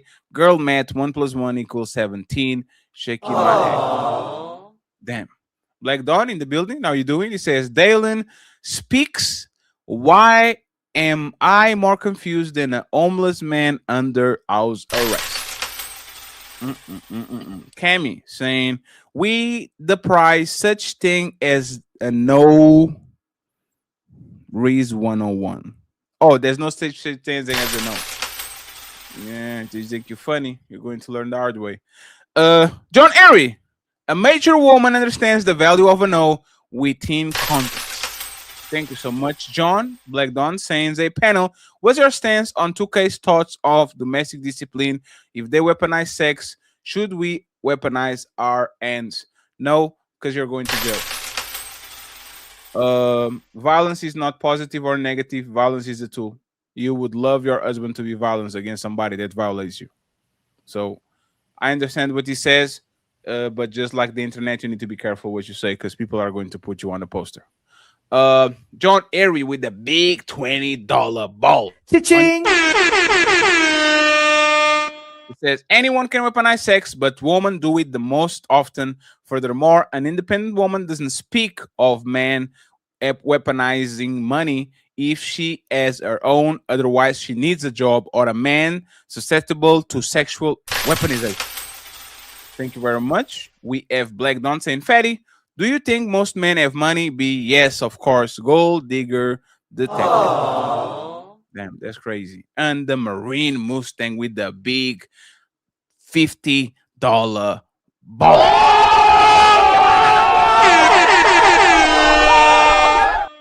Thank you very much. He's right now the sponsor of the show. He says, when men are wrong, were simply wrong. When women are wrong, it becomes a whataboutism every single time. Admit nothing, deny everything, make counter accusations, but just another level of delusion. My girl Melanie excluded, of course. A cutie. Thank you very much, sir. I Hey. appreciate you. Salute to you. Frederick, member for 5 The months. Untouchable Empire, baby. Saying salute everyone. We have my boy Black Dawn back again saying, Jasmine, there was this guy that I didn't want me to come over. You must wait. You must have Blue balled him several times. several times. Damn, that's crazy. Poor man. Poor guy. Marine Mustang with a 10 plus $10 ball. He got us with a $20 ball. He says, let's stop with saying afraid.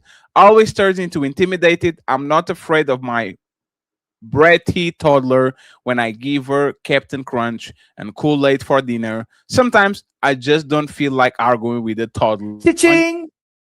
Thank you very much. We're almost there, friends. We have Kendra live. I think this is Crimson Cure. She says, a man can't say no to birds and immature females. Women, wives are accustomed to the word no, and we respect the no. Thank you very much, Crimson. Black Dawn back again says, Maya, you need to follow your man's guidance. All right, chat, calling it right now. Maya doesn't practice any of this, and it will be revealed in this show. Maya was driving. She will be back soon. We have JM with a $20 ball. Cha-ching! Says, these women don't want a leader, just a man to pay all their bills and fund their lifestyle. Thank you.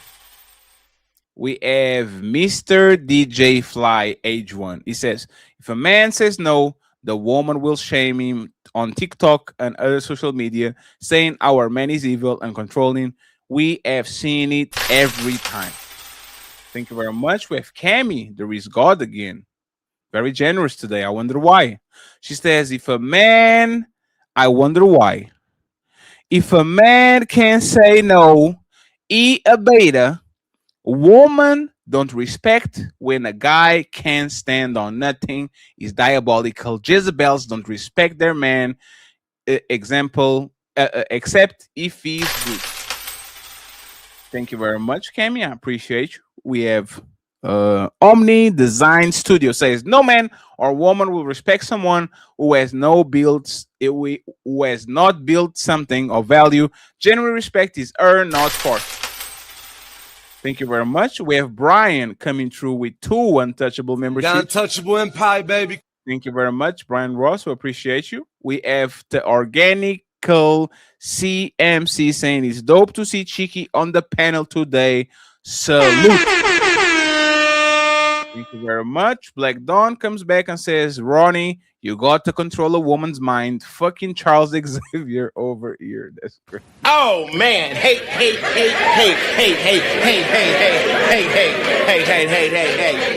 And he said, I can teach you how to dominate fatty.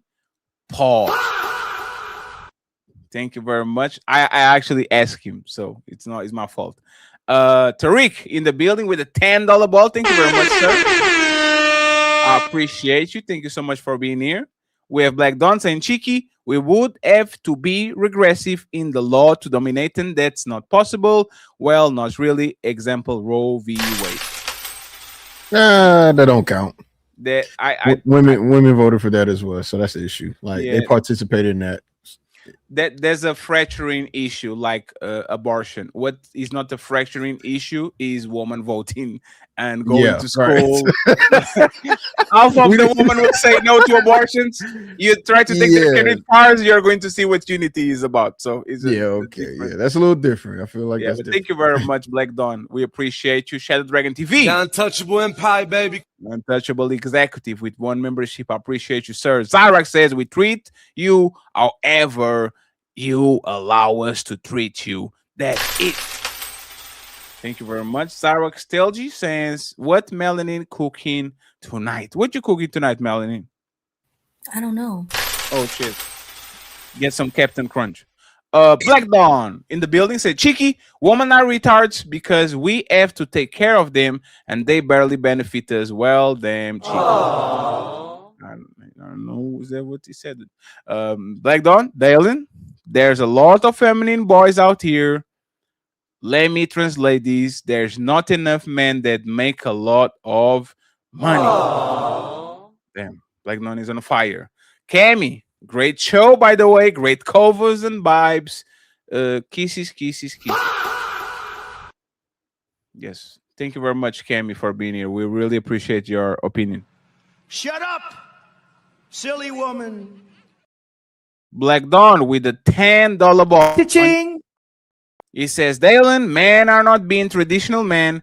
Next step of the conversation. Women are not being traditional women. Next step of the conversation. You would go if they have enough money and clout. Thank you very much. We have 5 to go. Black Dawn says, Dalen, you can be petty as a man. Hell no. Fuck that. I'm getting my get back GBG. Damn, that's crazy. Thank you very much, sir. We have Black Dawn again saying, women who complain about men who cuss them out or verbally retaliate to their BS are sassy, are just women who want to defang men as much as possible. Oh, defang. Okay.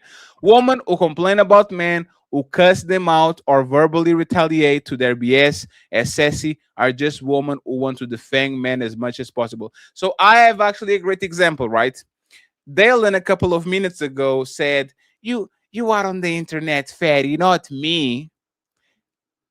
You know what I did? I don't think this is masculine. Me turning my camera off and going to take a walk so I don't smack you back. Right? Like, I don't think it's feminine. If I smack you back, you smack me, you throw the first shot, I throw the shot again. But because I'm trying to be a diplomat. No. Hey, Dalen, you are. Hey, Conversations you have, because this is your world. This is your platform. I don't know what's going on and what people are bringing to the internet like that in that space. So Dalen, do you have the benefit of me being able to be in my house? If I was on Anton and you said the same thing, I will go get some rocks. Me coming down is so I can get some rocks so I can throw it back at you. But once again, that's what he's saying is there if you do, there if you don't. If you go and do toe for toe, you sassy. But if you leave a woman stomp on you, well, you're not a man. Why you let a woman step on you? They hate when you can beat them at their own game. They hate when you are more verbally. When you don't beat them. I think women would actually prefer a punch than a man that is actually just as verbally equipped as them, and maybe even better. Ooh, trust me, I know because I'm petty. Hey, Cheeky, and I know because I'm sassy and I'm petty. That's Cheeky. me. I don't care. When you don't fight back, they call you a pushover. When you if you don't fight back, all of a sudden he don't care. All he want, and then now all of a sudden you a bitch because you don't care. Look, man, I don't. Are you saying done that. You talking about men you talking about men and like when they can't beat men, they can't beat men in anything, right? Because the stereotype, fatty way, or they don't play. If you can't beat the man in his own game, or he don't even play it. Yes, it's bait, man. Look, man, it's remember all when Amber Heard, all psychological warfare. Yes, remember when Amber Heard used to go to the. Don't you think? You know what I'm saying? Remember when Amber Heard went to the court to complain about Johnny Depp, and their biggest complaint is, "You don't love me. Why don't you fight? Why do you always leave when we have a problem?" Yeah, because that's the game that they want. It's bait. But don't y'all think there's a problem? Most of the time, when they say they dealt with all these toxic men, the bad men, it's the men that they really couldn't control and the game didn't work against. So then we believe their narrative and go, they dealt with all these bad guys, but they just dealt with a guy they couldn't control. He wasn't a bad guy. No, that's the narcissist. Narcissist is synonym with he put himself first. I couldn't control him. Every time a woman calls a man narcissist, usually he stood on his square and he didn't bend the backwards to do what I want. That's why he's a narcissist. You know, we always counter. We'll go, okay, what was good about him? And they'll struggle with saying what's good about him. You know, it was a good all the time. A good Or man. no, he was good till he wasn't good. So A we good don't. I don't man. understand. I would like to discuss all the good men they were dealing with and what happened to those guys, because there's no way they just dealt with nothing but bad guys, or they were good guys till they turned bad. That's what usually happens as well too. So Let me. You know what? And I got a question, or the one thing I think to counter that. But go ahead, Fatty. I know you're doing the super chat. yeah, and then you can go ahead and ask the question before we go to the conversation. Okay, Black Dawn, thank you very much. We appreciate you. The Marine, the sponsor of the show right now, with $80. He says, "I don't think women like Dalen realize how much they insult themselves by attributing petty things men do to sassiness and femininity." Thank you very much, Marine. We have Ali. Black Dawn says, Ali, only woman man came on the panel that wear nail polish, leave Dark Lake alone with this trend corn. It's not Dark Lake, is no, it's public not Dark offender. Lake. I will say Dark Lake. it's public offender, it's not Dark Lake. Yeah, you're right. Shout out to both of them. Zero Fallout, gifted the The membership. Untouchable Empire, baby. Thank you very much. And he came to the other side with another The membership. Untouchable Empire, baby.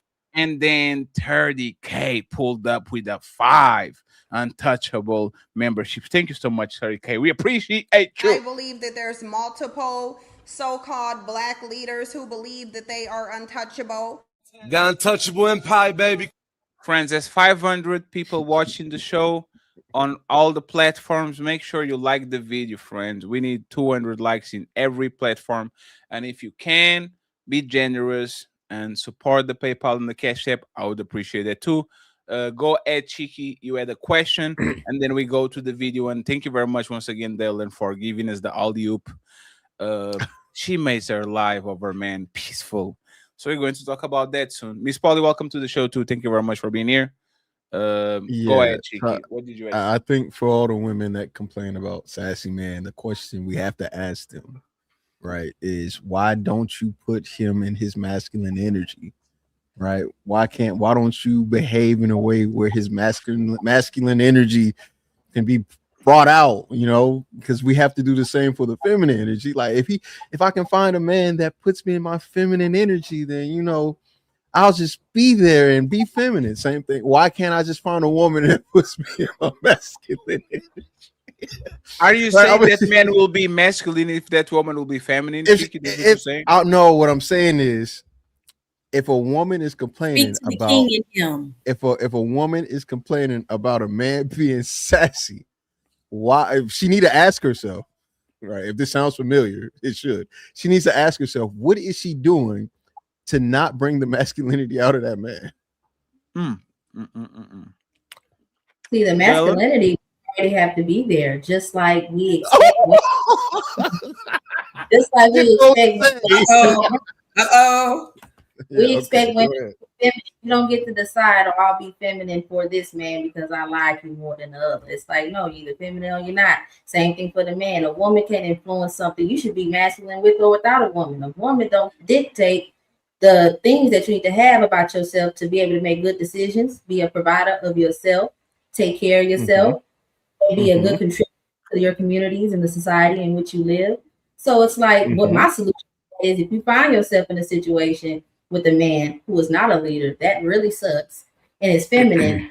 He's not looking to be a leader. He's not looking to build anything. He is not looking for longevity in anything, and he should be left alone instead of trying to figure out how can you make this ridiculous thing make sense. It's nonsensical. A feminine man with a woman, it's not going to work. So the conversation is. How was he a feminine? I'm still with the cheeky thing though. Like, if you don't want a man to control your body, the way you carry yourself, the way you conduct yourself, and actually be the leader of your life, why do you get to dictate the way that he expresses himself and communicates? Especially when y'all ask men to communicate and be emotionally intelligent and available. Why are you trying to determine the way he's expressing himself to you? But then when he stops expressing himself, you get mad about that as well too. But when you want him to be emotional, he's emotional. Now he's emotional. Like, you want him to be emotional, then you don't want him to be emotional. Like, what do you like? You're pigeonholing your man to be what you want him to be. It's how he does it the way you want him to do it. You really don't want him to express himself unless he's doing what you want him to do. I am totally lost with the statement, Ali. So if you're dealing, I'll give you an example. If I come home late every night, I'm out with my boys every night. You starting to see a little text message in my phone, and you never go off. You're like, "Hey, babe, what took you so long?" Man, I took the long way home. I just had a lot on my mind. My man had a birthday, and eventually you catch me, and one day I come in the house and you just blow up. Are you masculine for that? Blowing up? Hey, what do you mean by blowing up? Getting upset? You had enough. Yeah, and you getting blew up. upset. Are you masculine for that? Wait a minute. Say it again, because you spoke and I didn't hear what you said. You called him you called him cheating, and the way your anger manifested is by you being loud and belligerent. Are you masculine because you're loud and belligerent? Yes. That's just called angry. I mean, if you want to call it masculine, No. That wasn't it. It's been building up, and then one day you go off. You've been understanding, you've been giving him grace, and then it built up, and he walked in the house one day. You just let him have it. Are you masculine? I don't know if I like the premise of that question. I don't think that's speaking to masculinity. That's speaking to, are you upset? Like, are you justified in being upset? But just because you're upset doesn't mean you handle the situation any type of way. Well, no. That's fine. You can be upset. Wait. That's fine. You could be upset. Would it make sense to try to categorize something as feminine or masculine when it's just a human response to the situation at hand? Right. So if somebody is perfect example, if I have a woman, right, or I'm dating a woman who is verbally attacking me, and I choose to attack back, does that make me sassy or a human being that is trying to defend himself in a verbal attack? And to that point, if you are retaliating in a means to diffuse the situation, you're yelling at me, but I'm going to exert my voice and escalate to get you to calm down, versus someone that wants to retaliate. And like, who holds the responsibility of diffusing the situation, and why? The man, because you set the tone. And if you do respect your man and you getting out of pocket and he has to exert himself, you need to immediately respond to that, because it's only for your benefit. You may be more don't. Great. Right. We're speaking on the most ideal situation that most women, if they're honest with themselves, are not ideal. When women are confronted and a man says, "You need to calm the fuck down," they get upset with, "You need to calm the fuck down," right? That's an attack. And the reason why they feel attacked is because now what's an attack? What's an attack? They take it as an attack. So I'm explaining what Cheeky and giving some more depth. Okay, perfect. You're saying the phrasing, "You need to calm the fuck down," is an attack, right?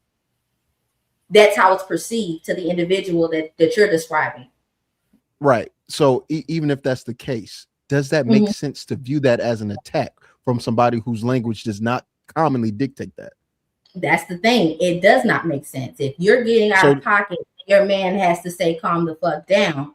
You know, that's, to me, you need to respond to that, because if he can sense that, okay, if I'm telling you to calm down, now I'm seeing that it's going to be escalated, and I need to ensure that, hey, I'm going to cap this right here. This is your opportunity. Is he sassy for that? I just need clarity on that. Is he sassy for that? No, to exert authority, to say, "Hey, we're getting over the board here. Let me be captain of this ship and let it be known the waters is getting a little shaky. Let's bring it down." But I don't think that a man should get as loud and continue to allow the woman to go back and forth. That's the thing. When you put your foot down and say, "Hey, we're not going to do this," you're putting a stop to the back and forth. But if you what if she don't want to stop? How is he putting a stop to it if she doesn't stop? That's what I'm saying. That's what I'm separating. If you do not stop, then you know, if you're still in that type of relationship, you are now feeding that toxic behavior. Because if you just found out that your woman won't even listen when he's saying, "Hey, we're having a back and forth, we may be saying things we don't mean, I'm gonna." You're muted, Dalen. You're muted, Dalen. You're on mute again.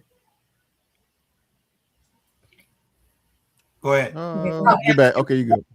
So what I'm saying is that if your woman won't see that as like, "Hey, he's looking out for the both of us in the sake of our relationship," because when you're going back and forth, you pose the risk of saying things that you don't mean. So if your man is saying, "Hey, something is going over the top," I'm going to put a cap to it. And if you don't concede to that, then we don't need to even be in a relationship. But if you're going to make that a normal thing, it's normalcy to go back and forth as if like a woman would go back and forth with a bitch or something like that. It's like, no, like you don't get trapped into the bickering. You're not about the bickering. You're about the problem solving. So this kind of goes back into why Fatty and I, right? This kind of goes back to this idea that women lead the relationship, because the only thing a man can do is leave, but that doesn't necessarily solve any problems.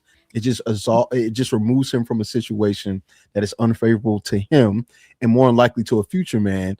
That problem still occurs. But because a woman has the ability not only to choose who she sleeps with, who she has baby with, and who she dates, she is literally in control of every interpersonal aspect of relationship.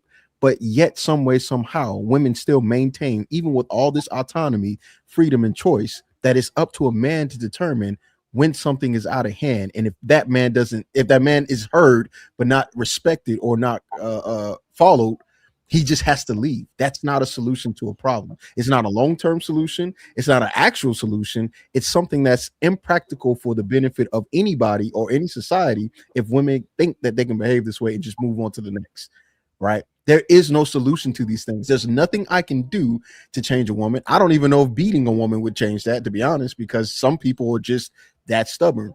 Maybe they should just be excluded in social pariah so they just don't interact with other human beings. And maybe that can cause them to be crazy enough to either off themselves or change. So those are the only two options we got here. We need to separate them from people that are sane and know how to manage their own emotions, know how to manage their own understanding of themselves, or get therapy. I don't know if therapy actually works. Right. I have to look more into it. So and to add on what Cheeky is saying, isn't a woman being masculine when we continue, not you in general, I mean like women in society, they say they want leadership, but when men come in here and convey their experiences and what they desire from women keep trying to dictate what the man should want from the woman. This is what the man should expect. This is what type of woman this man should get. Like the women keep rebuttaling what the men are saying. Isn't that being masculine? If you want to be with the man, what kind of man? Because I've heard this before. I want to make sure when you say no. You're missing my point. You're missing my point. Okay. If all the men on here said the same thing of what we require from our women, and we said at whatever kind we said, either we're this is what's going to happen. Either Cheeky's sassy or Ali's controlling, or Ali's sassy or Cheeky's controlling. So whatever way we convey this message or what we need from our women, it's either going to be he's controlling or he's sassy. He's too domineering and dominant, or he ain't got no backbone. So what I'm asking is, if majority of the men say the same thing on the panel, and then majority of the women are pushing back and saying, no, we don't see it that way. We see it from our perspective. If we're the leaders, who's wrong? I think that if women are pushing back, then it's whatever. Can you answer my question real quick and then give context? If we're the leaders, and we're telling you what the leaders need, and the women are saying we don't see it that way, y'all are controlling and sassy, who is typically wrong if we're the leaders and you're the followers, if the leaders are telling you what you're supposed to do for the leaders? Well, if they're I can't answer it straightforward like yes, you can. I'm gonna give you got children? I have one son. Yes, ma'am. If your son dictated to you what he was going to do to the house in the house versus you telling him what he's doing in the house, who's the problematic person in the household? Me, because my son cannot tell me what he's doing in the house. No, ma'am. You missed, ma'am. If your son is trying to dictate what he's going to do in the household and override what you say, right? Who is wrong? The child. By action, but because my child even feels comfortable doing that, I'm at fault. No, so either you're purposely doing this to take away from what's actually happening to make it seem like you're a weak mother. So now if your child doesn't listen to you, you're a weak mother? No, I don't think that. I'm saying, well, dictating what you're going to do and sometimes being defiant, I don't think goes hand in hand. I'm trying to have a good faith conversation with you. If you're the mother, yes, and you're telling your kid what we're doing inside the house, and the kid is saying, no, I say what's happening inside the house, who is wrong? Okay, in that context, the child would be wrong for being defiant. Yes, ma'am. And I almost can bet you're Christian, but you might not be Christian, but I believe you believe in some type of order. If the man is conveying something to you and he said, this is how the household is going, and you retort back and go, no, it's not. It's going to go this way. Who's wrong? See, in a relationship, you would be wrong because that's already your man. But you mentioned about men on the panel, if they make a statement about what we want, these are random men. My thing is, you can't Hey, Dalen, have you're a not answering. Dalen, you're not. I Hey, think- Dalen, hold on, Dalen. I love you too. I love you too. I'm trying to be intentional, okay? Dalen, Okay. who are the leaders in society in relationships Men. without? So if But, the man is Ali, I telling don't you think we're women going think that left, men are leaders, and you're though. saying no, we're going right, who is wrong? A woman in that context, but you're talking Yes. about a relationship. No, so no. So if you're still sleeping with someone you won't listen to, you're wrong. So if you won't listen to me, you won't cooperate with me, you don't value me, but you'll let me come inside of you, you'll let me in your guts and have a kid with me, you would have to be, hold on, because we were just talking about the enabling man, correct? You were talking about men enabling bad behaviors, right? But if you're saying, hey, this is my leader, but you don't cooperate with him, but you let him inside of you and you'll submit in the bedroom, who's wrong? Okay, then the woman. If you're talking about a relationship, then it's typically like that because the man never takes a break inside of the relationship. He doesn't. The woman will stop cooking, the woman will stop cleaning, the woman will stop talking, the woman will start being passive aggressive. Okay, whatever. Well, all right, whatever. Nothing's happening. You're doing absolutely nothing, but the guy doesn't want to lose his woman, so he's still paying the bills. He's still giving you provisions. He's still supporting you, and you weaponize that against the guy. That's what typically happens in a relationship. So what I'm asking is, who's wrong if the leader says something is wrong, but the woman is still benefiting from what the man is bringing into the relationship because you're still there because you benefit? Who's typically wrong? Both. But see, Ali, women do not see men in relationship as what? So hold on real quick. Hey, Coco. Hey, Dalen, last one. You have a mother and father.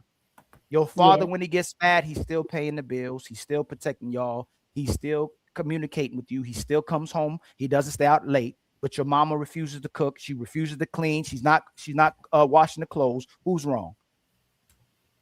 I'm gonna ask. I would want to know if I'm seeing that. I would want to know why my mama has stopped doing that. And this is can't get right or wrong based on what I see.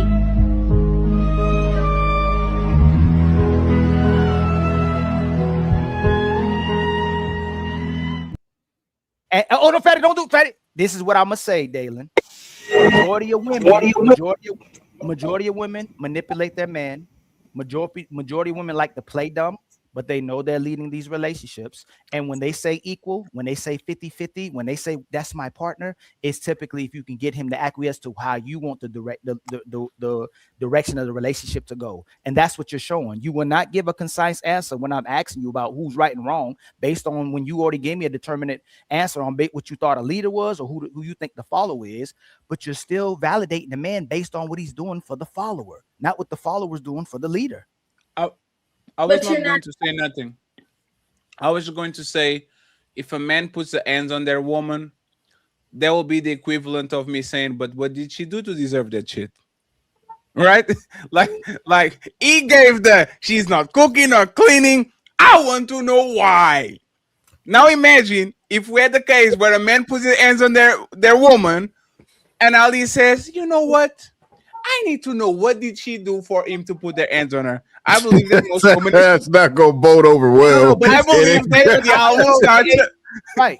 But Fatty, if you say, hey, Dalen, if a man ain't providing inside of a household, he's not paying the bills, and he's letting his family struggle, should that woman still stay with that man? No. Checkmate. You can give a concise answer. You can say no to that real fast, huh? Dalen. You can That's say real quick. She had a straightforward no this whole time, but you hold on, Dalen. You didn't let it marinate. You know what? Is she trying to find out why he's not? Hold on. I'm telling you how your answer should have been.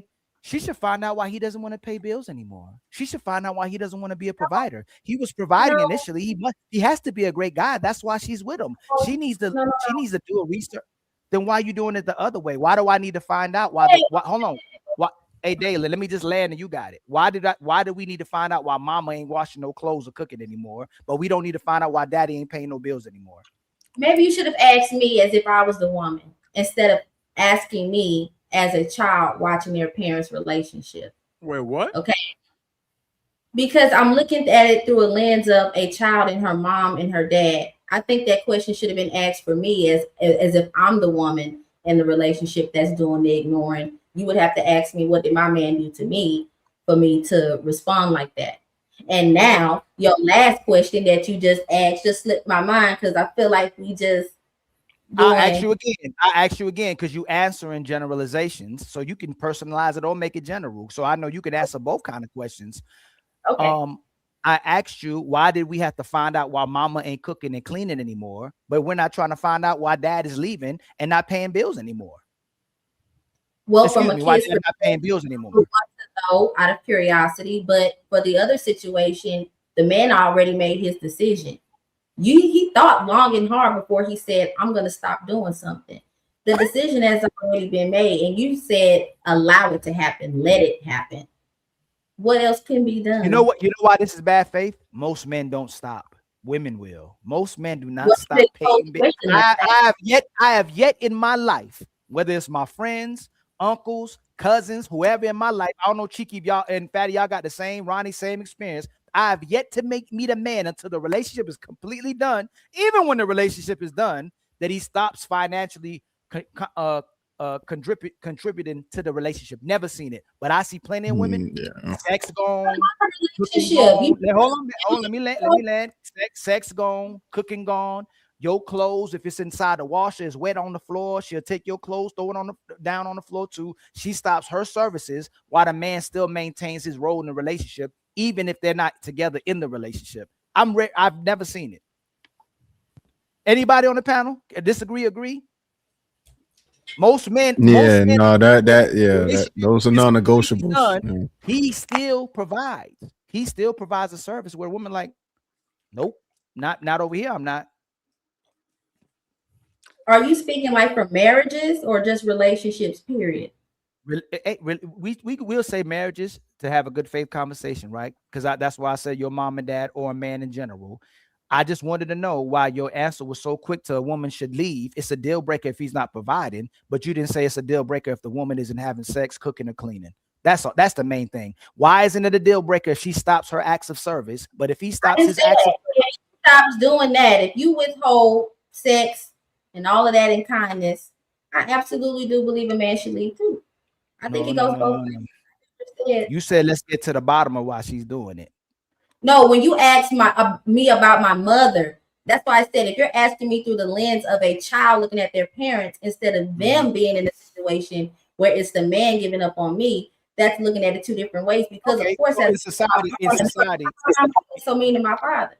So in society, I'll the last question, and then we have to go to the next one. Are most women gonna go, we need to support this man? Why did he stop doing this? They're gonna go, you need to leave that bum alone. Hey, if you're not happy and you don't feel love, leave that relationship. Are they gonna go to support the man and wondering why she's leaving him and why he stops his acts of service? Or most women quickly gonna support the woman's? What most women would do, I will tell you what sensible women would do. People I didn't ask you about sensible women. We know everybody, hold on, Dalen.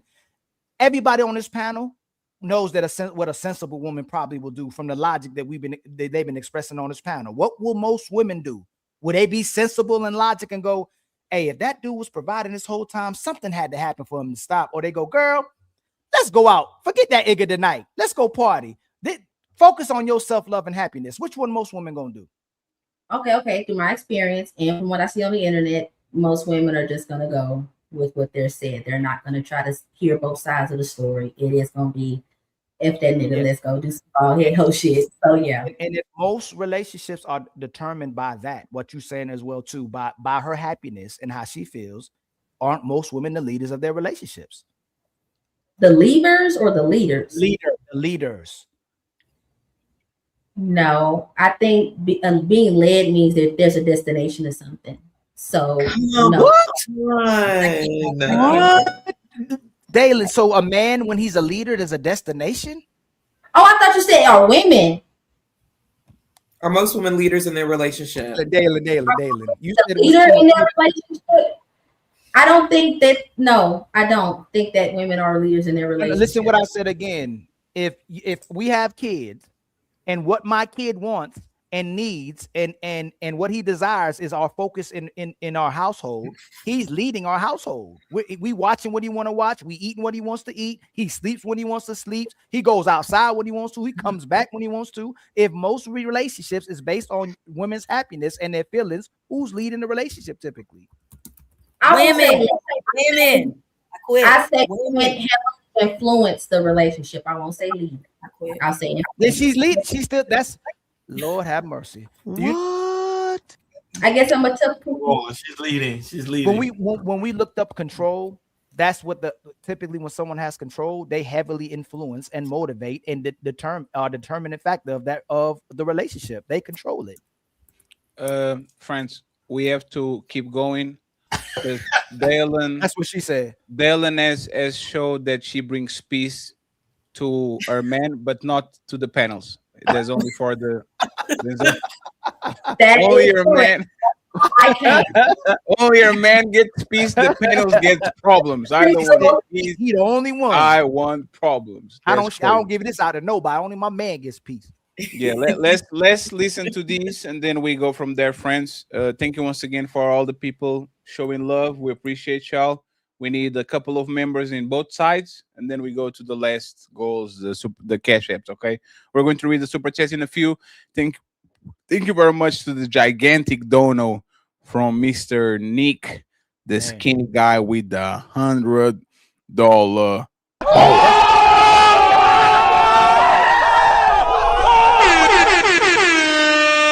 That's not any from yesterday. No, I don't think so. There's another Nick, either that or he changed his name, but I don't think he's the same. I almost thought the avatar looked the same. I don't know. Maybe he changed the name because I tagged him on the different way. So we're going to listen to this video, and I'm going to involve everybody that's been quiet for like 7,000 minutes. Okay, Tia, pay attention, please. Thank you. I'm sick and I said pay attention because she looks like you. And this man is sitting in this car.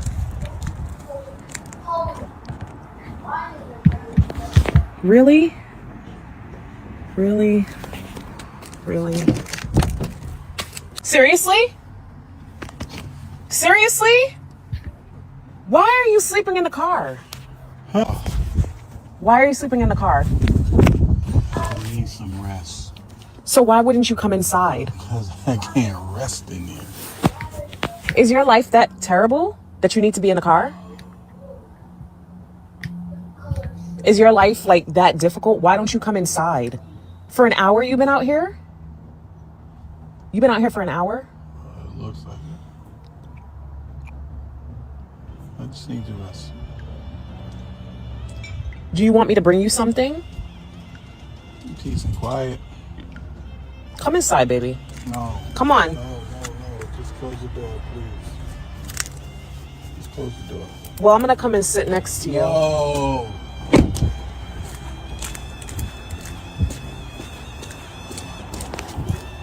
Did you just lock the door? Open the door. Open the door. I put that on my show too, Fed. I put that nigga said no.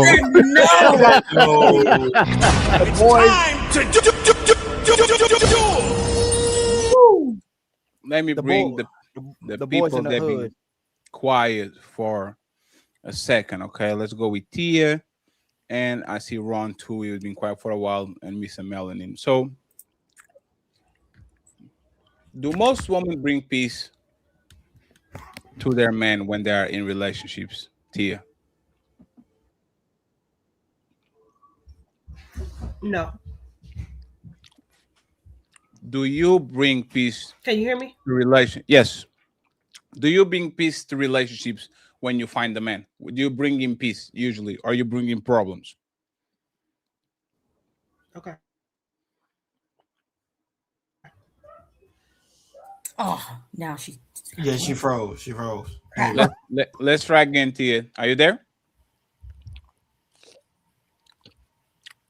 She jumping. Are you there, Tia?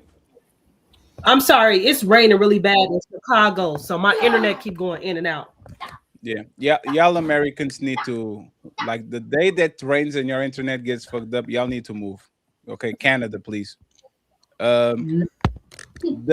Tia, do yourself, when you get in relationships with men, do you usually bring them peace or usually bring them problems for the most part?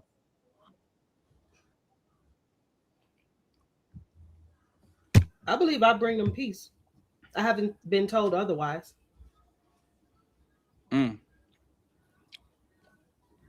How do you do that?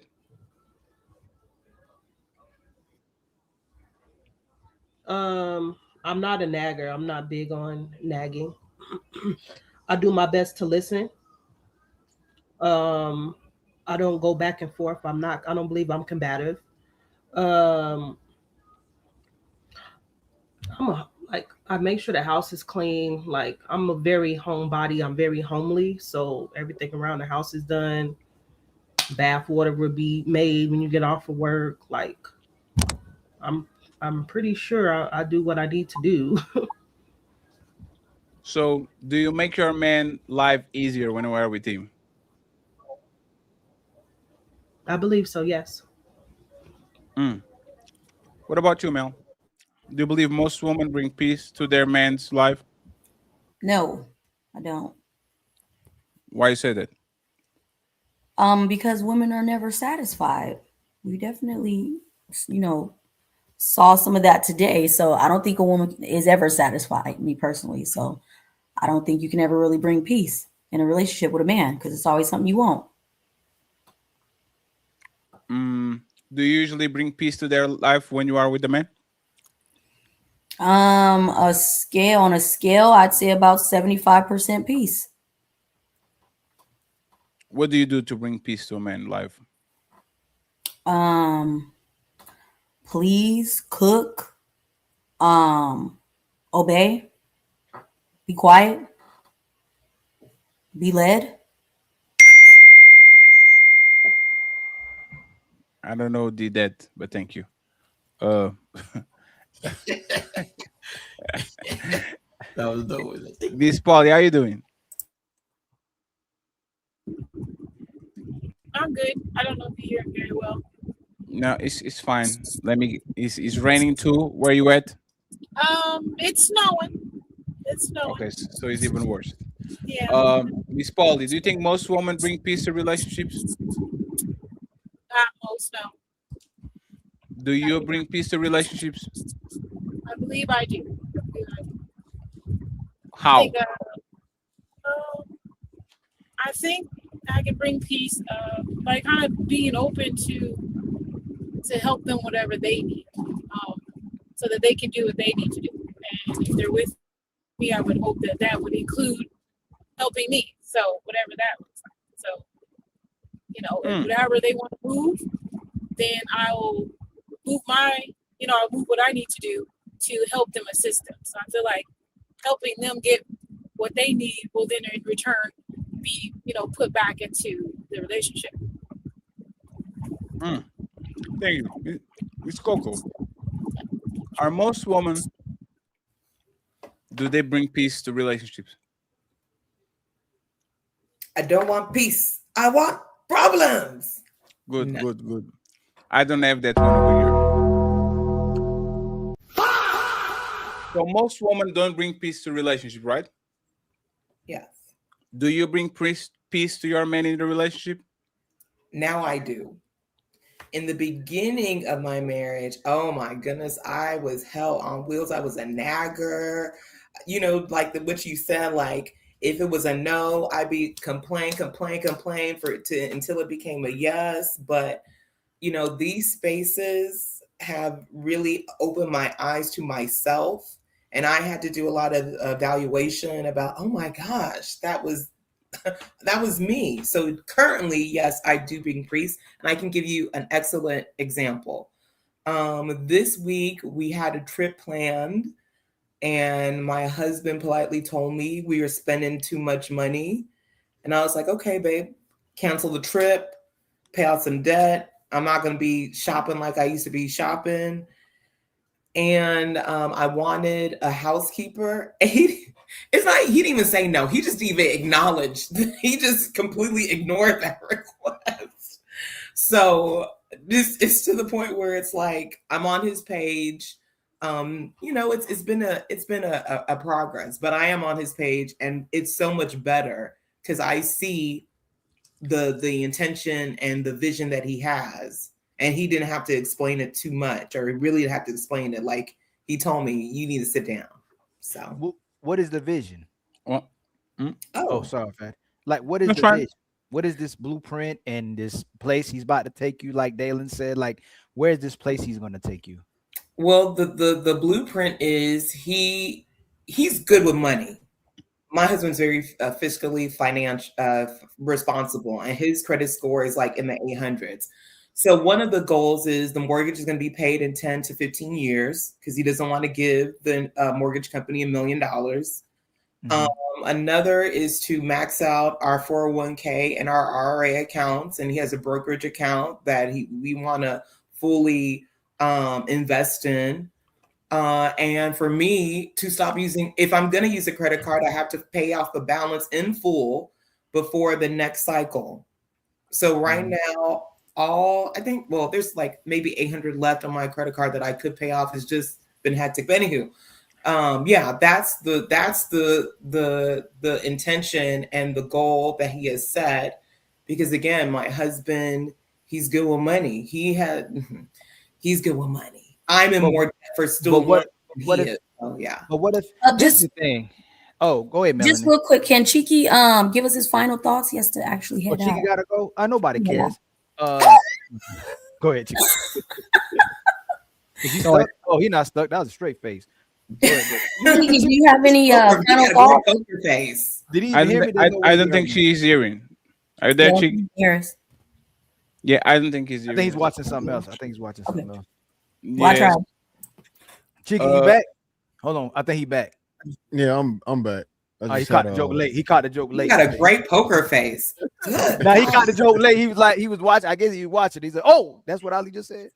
I heard Cheeky, the whole joke. Thank you very much for stopping by. And I just want to point out this, Cheeky. Do you notice that? And shout out to Uncle Rick, because he says this all the time. All of the women said that they bring peace to their relationship, and all the women say that most women don't bring peace to that relationship. So it is majority of women don't bring peace, but it was 5 for 5 that woman on the panel bring peace. So he's never on the panel. Hey, Fatty, I said I didn't at first. It's like saying I was the alcoholic, but I'm not anymore. So I'm not there's actually a redeeming story. Melanin said 75%. So she tried to give a count for the 25, but hey, man, women, we can't live with them, can't live without them. It seems like we like them because we always talk about them. God damn it. So, Cheeky, thank you very much for stopping by, sir. We appreciate you. Yes, sir. Appreciate y'all. Have a nice night. I still didn't. I'm sorry, Ali. I thought you had a question. Oh yeah, I'm coming back. Go ahead. Go ahead. Why do we always have to do something in order for y'all to love us? Like, I meant like the greatest love we ever got from y'all is like middle school or high school love, where you actually loved us, like you were crazy about us. But why do we always have to get to this plan, this blueprint, this and be good with money for you to love us? Like, it's never like, hey, you know what? I just want to go. I just want to be where he is. If he went across the world, I'm following wherever he goes. If he's in debt, I'm staying right next to him. If he's not good with finances, that's the love of my life. I'll figure it out. Why is it that we always got to reach some kind of checklist or check off some kind of checklist for the women to love us? Well, we just love y'all. Y'all can don't meet none of the checklists, and we can still love you. That's not true. We got to be crazy. Really? So if that's not Coco, hold on. Since you want to go to the dark side, hey Coco, if men today, if right now it went, most men, if y'all truly not happy, if women not truly catering to y'all relationships, do you think most relationships would end today? No. You think most women are catering to men? No. I'm sorry. I thought you said, do you think most relationships would end if men were asked right now on the spot, hey, if you're not happy, if women don't cater to your feelings, relationships are ending today. Do you think most relationships would end today? if men said that the women are not going to cater to them, that Men were told today to end their relationships if they they're would unhappy. not. No. I'm saying that's the scenario. They're told to end it. Like they will end it. This scenario, they wouldn't end it, right? But what I'm asking is, if they were told to end it and they acquiesce to the order, do you think that most relationships would end today? Ali, ask the question. Do you believe most men are happy in their relationships? No.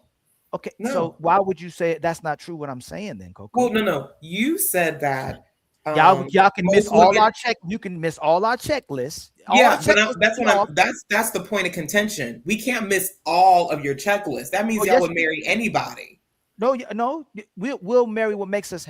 You will make you happiness for us. We might be unhappy, but we'll take this unhappiness because we know most of where men will go is still going to be unhappy anyway. I'd rather take this unhappiness here than go find another unhappiness. This is my unhappiness. Like, I love you because you're my unhappiness. Oh no, it's keeping it real. So if you're saying most women I'm not saying that men do not let go some of their checklists for the women that they eventually marry, but a woman has to check off something on that checklist. Men aren't just going to pick up a random woman on the street and go marry her, genuinely speaking. But to your point, to what you're saying isn't that it's not that he had to tell me all these grand things. A lot of times my husband doesn't really say anything or give an explanation. But what happened earlier in our marriages, I gave pushback. I had to give my opinion. I had to find out why. I had to know all the reasons for this, that, and the third. And I learned over the course of time, that's not going to work. That's not just like, so back to what y'all showed about the wife talking about, let me get in the car. I would have been like, let me get in the car, because I thought that, hey, I'm going to help. I'm going to remedy the situation. But now I'm like, you know what? When my husband wants me around is when he comes around me. I don't have to always be in his face. I don't always have to be asking him what he wants. You have to learn what I'm saying for the course of relationship. For women who truly want to be with their men, they're going to learn their man and understand, what I've been fed, what I've been taught, it's not right. No. You said he's good with money. It wasn't about how much he loves you. It wasn't how much he supports you, how much he's crazy about you. It's the fact that he's good with money. That's what a lot of women like about their man. No, I'm not saying you're that way. That's what you said, though. You brought up the fact that he's good with money. You said I started listening to him because of the direction he's taking us, and you said he's good with money. But to that point, I could be like, no, I'm going to still use these credit cards. I'm going to buy whatever I want. I'm going to do what I want to do because I don't want to deny myself the gratification. So you would stay with him permanently if he was bad with money? I would have stayed with him. I would have just stay with him. Okay. I'll take your word for it, right, Coco? Because there's never nobody on the panel. Wait. I'm gonna say my point. I'm gonna concede to your point too and say, hey, maybe we do want something checked off. My main point is this: why is what you a lot of times women love in general about a man is everything, but it's outside of him. It's not him. Like, we love y'all. So whether it's the sex, whether it's your looks, whether it's your softness, whether it's your moods, whether your bad attitude, whether we love making up with you, everything about what we love has to do with you. Yeah, but I gave an example in terms of peace and being on his page, being on his program. My husband was not making the amount of money that he's making now. When we got together, I didn't marry him because he was just I didn't marry him because he was just buku wealthy and just doing well. I married him for him. Because he didn't have a lot of money when we got married. Then why would you? No. Now look, Coco. Yeah. You said that you weren't giving this man peace the entire relationship. You just came around to giving him peace, but you also said that now he's doing well for himself now, right? He's average. Dang, yo.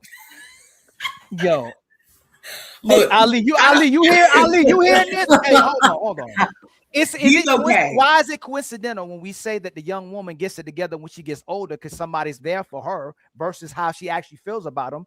It almost matches up with the fact right when he got his things together financially, you started acquiescing more. I started acquiescing before that. Okay. I started acquiescing before that. Again, What made you do that? Okay, if you were doing it before that, what was the motivator for you to give him peace? Thank you for asking. The motivator was I started getting more into the word. To be completely honest, I was in y'all spaces. I was in my mind thinking I could do better, and then In our spaces, you just started. No, well, I'm just saying to understand y'all's perspective. But I started getting into my word, and then that opened me up to listening to more men-centered content and understanding what my role as a wife is through a biblical perspective. Because yeah, go ahead. So you have to act. Can you answer this question? Was this recent? This was really around the time my son was born, so like 10 years ago. So you've been on these spaces for 10 years? No, I said I got into my word, and then I guess got in your around space. Yeah, and then got into the space. When was that? 2020. Okay, Kevin Samuels. Yes. Okay.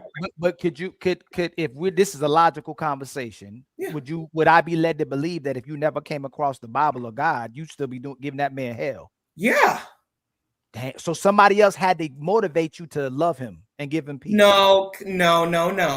Not motivate me to love him. I always love my husband, but I needed to give him peace. But women need to know what their place is.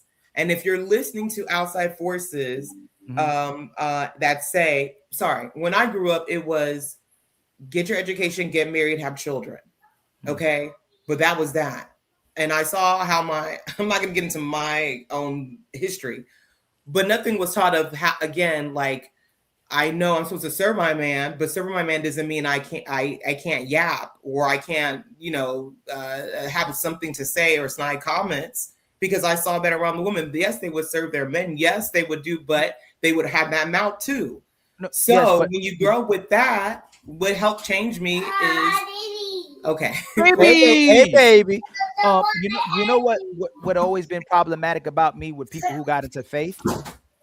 It is when they started worshiping or believing in God when they feared something that there was a consequence. It wasn't them not, and I'm not saying you. What would bother me about people who would become religious. They only became righteous and wanted to follow order and be a better person because they feared going to hell. They started thinking about what happens to them when they die instead of naturally having an inclination to be a good person without having no other motivating factor. You get what I'm saying? But can I tell you, I understand that, but that's not what happened to me. My identity was caught in other things outside of who I believe I was. Like what? My identity was caught up in my career. My identity was caught up with being a wife. My identity was caught up with being a mother. And then when I had postpartum, when I went into labor at my job and my child died, and when other things happened to me, when those things didn't satisfy me. I'm so sorry what happened. Yeah, 10 years ago. How old was your child? He was 7 days old. Wow. Oh my God. Yeah, July 23rd, 2016. So sorry to hear that. No, thank you. It's all right. But those life experiences, again, life is the ultimate teacher. It's like, I thought I was wrapped up with, I was in corporate. I was a director at 32 or 33 or whatever. I was just caught up in what people tell you should be, especially as a woman, as a Black woman. And when all those things were stripped away, who am I? And so those type of things that happened to me helped me evaluate, oh, this is a scam, like this boss woman mentality, all these things that will cause you stress and the different work environments. And so, yeah, I had to come to Jesus literally, because I was a Christian, but I wasn't really abiding by those principles. And that's when things started changing, So you truly believe that you really believe that once you could kick that habit, it's not still there, like wanting to come out. Like, do you have your moments where it wants to come out? Like, I have my moments. And then God checks me. Yes, I have my moments of like, I don't want to listen to you. What are you saying? Like, but what is that? This man's talking. Coco, what is that? It is the rebellious spirit sometimes that is in all of us with some things. And particularly for women, it is I know what he's saying I should listen to, but I don't want to listen to it. And I have to reject that and be like, you got it. Man. Okay. I mean, it's an internal conflict that I believe most women, if not all women, go through. You know, making the decision. Well, they can't kick it. They can't kick that habit. Most of them can't kick that habit. You're right, but I will say for you, Ali, and for Fatty, again, these spaces for the small minority of women who are like, man, I am going. Wow, this has been me. This has been reflective. I've been doing this. I've been rejecting good men. Blah blah blah blah blah. For those small women, it changes their lives. I don't It really believe does. so. I don't believe so. I said a small percentage. Fatty. Yes, and even on the small percentage, I like he's probably 2 women in 100. Because you're right. You're right. Because the thing about it, this is what we're talking about. We did the dude. Is like, And you one of really them think fake these fat. women on this? Do you really think these women on this prime are going to listen to you? And they won't. And The majority, Coco, you're right. I'm Coco. I'm glad that you got here, but you had to be severely banged up until you shapen into the woman that you are today. That shouldn't be the case. That shouldn't be the case, because I was raised around African women, and they show wifely traits since they are 13. They cooking, cleaning, obeying, shutting their mouth, doing their thing. When there's big celebrations, the men don't get in the kitchen. They know what they're doing. The men know what they're doing. Everybody goes to their direction, and everybody moves along. With Western woman, I think it always is after 30, because it comes out of necessity. When you have no place to go, you turn to up to God and back to the kitchen because you don't want to be outside. But And that's that is usually your and that's usually what it is. The kitchen was always open. God was always up there. You didn't want to look up because everything was good. Y'all get so banged up that it's like a guy that is almost dying. It's easy to believe in God if I'm on the bed waiting for my final breath. See what I'm saying? And for a woman, it's 30, 33, 35. Something about that number. Right? It's kind of weird that Kevin Samuels can get through y'all when y'all 40 and have 2 kids, but he can't get through y'all when y'all 22 and you are no kid, no nothing, titties perked up, everything on the place. Like, it's not because you don't understand the message, it's because you don't want to listen. It's like your kid is going to eat candy no matter what until he gets a belly ache, and all of a sudden he's saying, see, I'm listening to my daddy now. No, you got the belly ache. If you didn't, you're going to keep eating. And I don't like to compare women with children because, once again, there's some women that make the life of their men actually easier by doing their job and staying out of the way. Most of y'all, I would say 99% of y'all, are problems. Aaron O said this, and this is to me the best quote he ever had. Shout out to him. I don't know who he is. There's no healthy man that gets into a relationship and says that his life now is more peaceful. Never. It doesn't happen. No matter how good of a woman you are, our lives get more stressful because now I have to deal with you on a day-to-day basis, and women are women. That's opportunity cost. Sure, but you have to be a very chaotic man for a woman to come to your life and bring peace. You need to be on the negative state for a woman to come in and to clean the waters. If you're a man that already has these waters clean and you have his shit going on and you can sleep, you don't have furniture, you live under your, below the cost that you should be, you don't go on international trips, you don't buy expensive clothing, you don't have 7 dishes in China and furniture and the court, like a woman when she brings into your situation, now you have to work more. You are more stressful. You have to stop doing the things that you like. You don't play basketball anymore like you used to. You don't play PlayStation. You can be on panels anymore. The Oscars are on right now, and your woman wants to see if Michael B. Jordan won the shit. So now you have to leave the panel to go be with her. Like, y'all are problems. And when I say problems, is y'all are an extra addict that we don't have to deal with. And come along to the end of our life. If you are an exceptional woman, we're going to get to the end of the life saying, you stress me out, but my life became easier with you here. When I may say easier, You took a lot of things off my plate when it comes to kids, when it comes to the organization of the house, when it comes to me coming home, and my house is not exactly like I left. Some things were actually moved. The clothes is there, the sofa is clean, and all that. I will say this: y'all are fucked. But that's I'm most sorry. people. Hey, now, hey, Coco, respectfully, man, y'all are fucked. Because once these robots that OpenAI and Elon Musk and all that shit can fold some clothing, cook and clean, it's over. And I don't think women understand this. Once these robots actually, once you can leave your house and there's a Roomba that actually cleans shit and puts everything in place, and you get like y'all are done. Because if I'm going to have the headache of dealing with the woman just to get the benefits that a robot can do for me for 10,000, 20,000, I'm going to buy the robot and I'm going to deal with y'all part time, which a lot of men are already doing it because they can have a full time relationship with a woman before it becomes problematic. So I would wish that more women listen to us on this space, especially Ali, because Ali actually cares about y'all. He's passionate about it. Ali has something that other content creators that are conscious and about community don't have, which is he's passionate about it to the point where he derailed the main event and now I have to change the thumbnail. But that's my brother.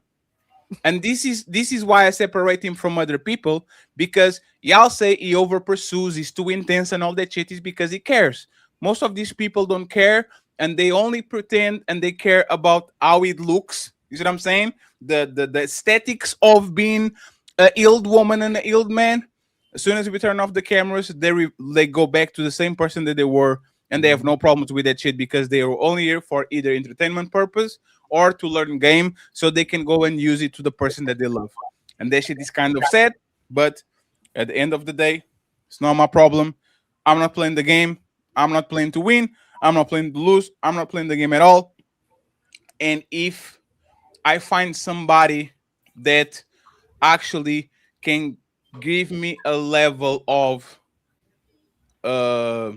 like my life can be easier, I'll probably be in heaven because that shit doesn't exist here on earth.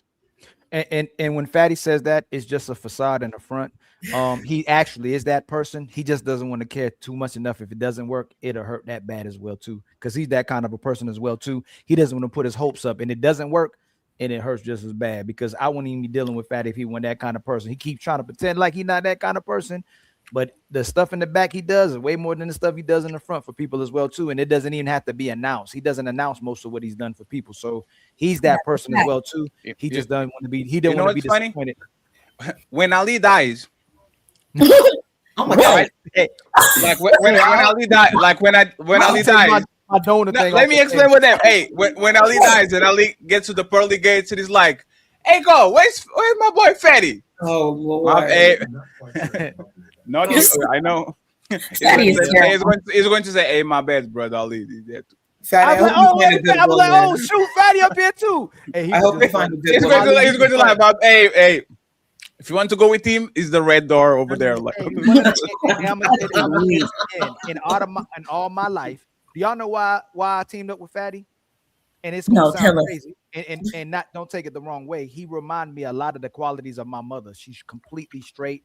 She's a immense type of person when it comes to loving people and caring about people, even though he hides it. But he has a qualities that it's very rare that I've come across in my life. Fatty's straight. Like, it's no left, right, gray areas. It's straight. It's going to be this way. It's not going to be no other way. And he's highly built off of integrity and how he treats other people. If you look at his show, people don't notice this. And he does better than me. I try to do my best to try to do it, and I suck at it. He tags everybody on the show. He puts he makes sure everybody's supported, everybody knows about it. He makes me go out to get people IGs, make sure they know about it as well too. He tries to involve everybody and make sure everybody knows what's going on. And I try to be a better person when it comes to that as well too. He tries to be a great person, tries to be a professional person, and I hope to get the way he is about stuff, but he's very diligent about the quality that he puts out the people and how he treats people as well too. So he can downplay himself as much as he wants to, but the people who are real people see it. You know, that real recognized real term, and there ain't no cultural divide or cultural boundary as well too. And he don't get it because he's from another place. He's doing what people are talking about on the panel. You're supposed to be. That's what he actually does as part of one of the headliners of the Untouchables. What more do you want from me? Oh my God.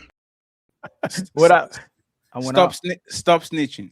Oh Hey. yeah, he does what people are talking about to do as part of the culture. A lot how the brothers are supposed to act. He does exactly what you. That's why a lot of brothers be mad. A lot of people be mad, and they go, "Oh, he culturally insensitive. You don't know what's going on." He's doing exactly what people are saying we're supposed to be doing.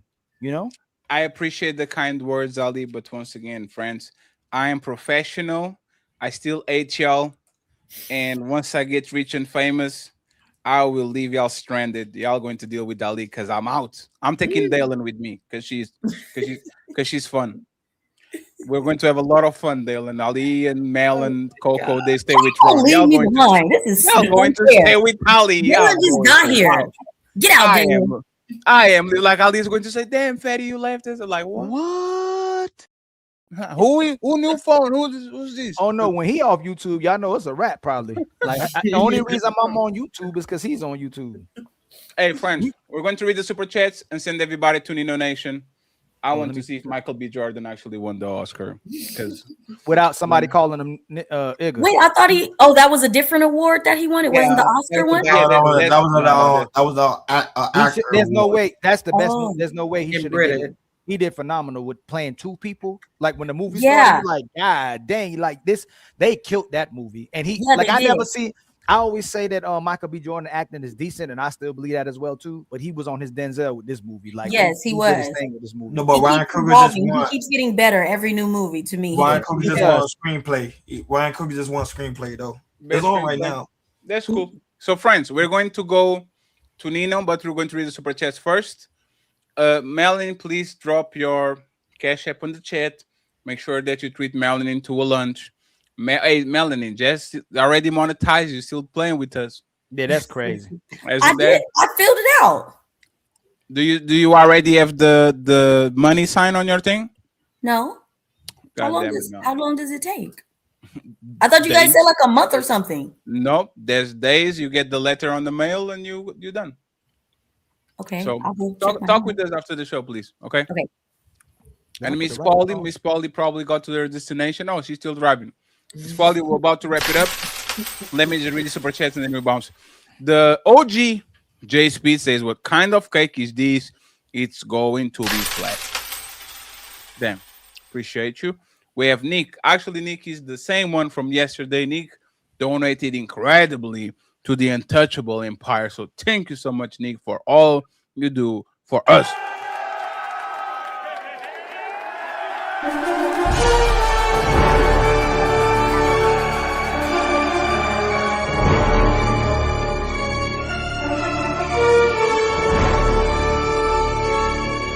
I said, great show. We have John Eric saying, "It isn't a man's responsibility to police behavior of an adult woman who fails to show discernment and discretion and discretion of her behavior."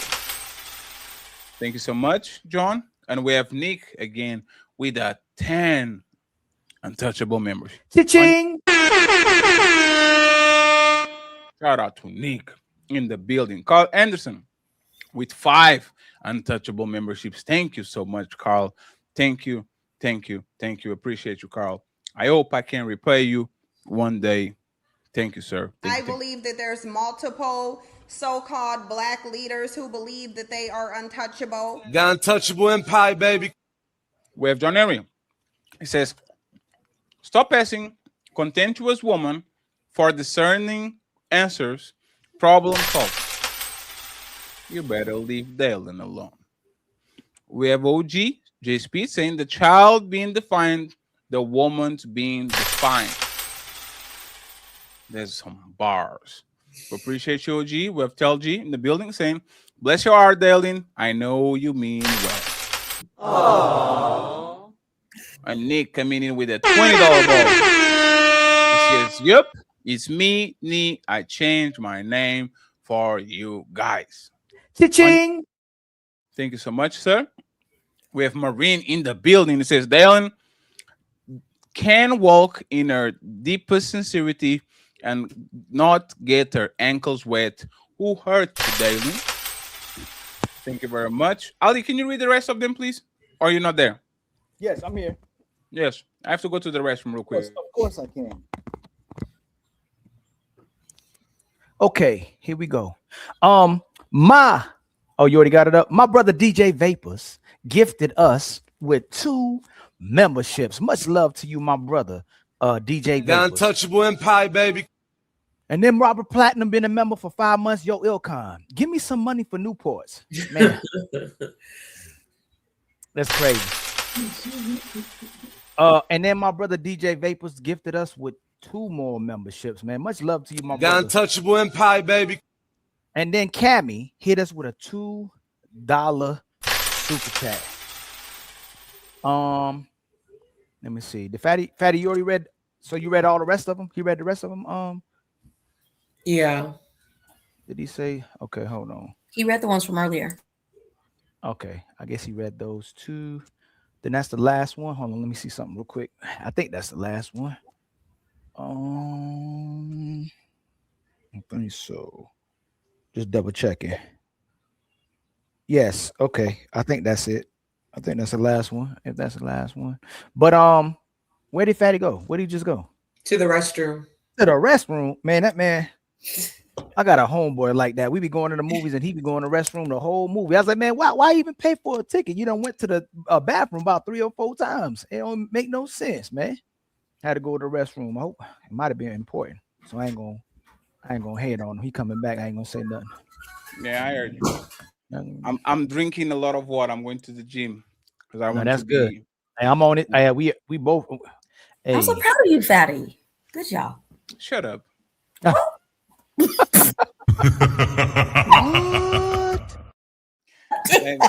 Say I'm proud of you when I finish the race, not on the first mile of a marathon. But I appreciate y'all, friends. Yeah, true that. Are the super chats done? Yeah, those done. Okay, so friends, I appreciate you. Thank you very much, Dylan. Glad to have you on this side. I appreciate you, and Miss Paul. Oh damn, there's more. 5. My brother hit us with 5 more gifted memberships. Thank you very much, Nick. We appreciate you, Nick. The man. $260. What? Cha-ching. Thank you so much, Nick. We appreciate you. And friends, we send you to Nino Nation. Make sure when you get there, at least to subscribe. And if you can, drop a membership or a Cash App. Friends,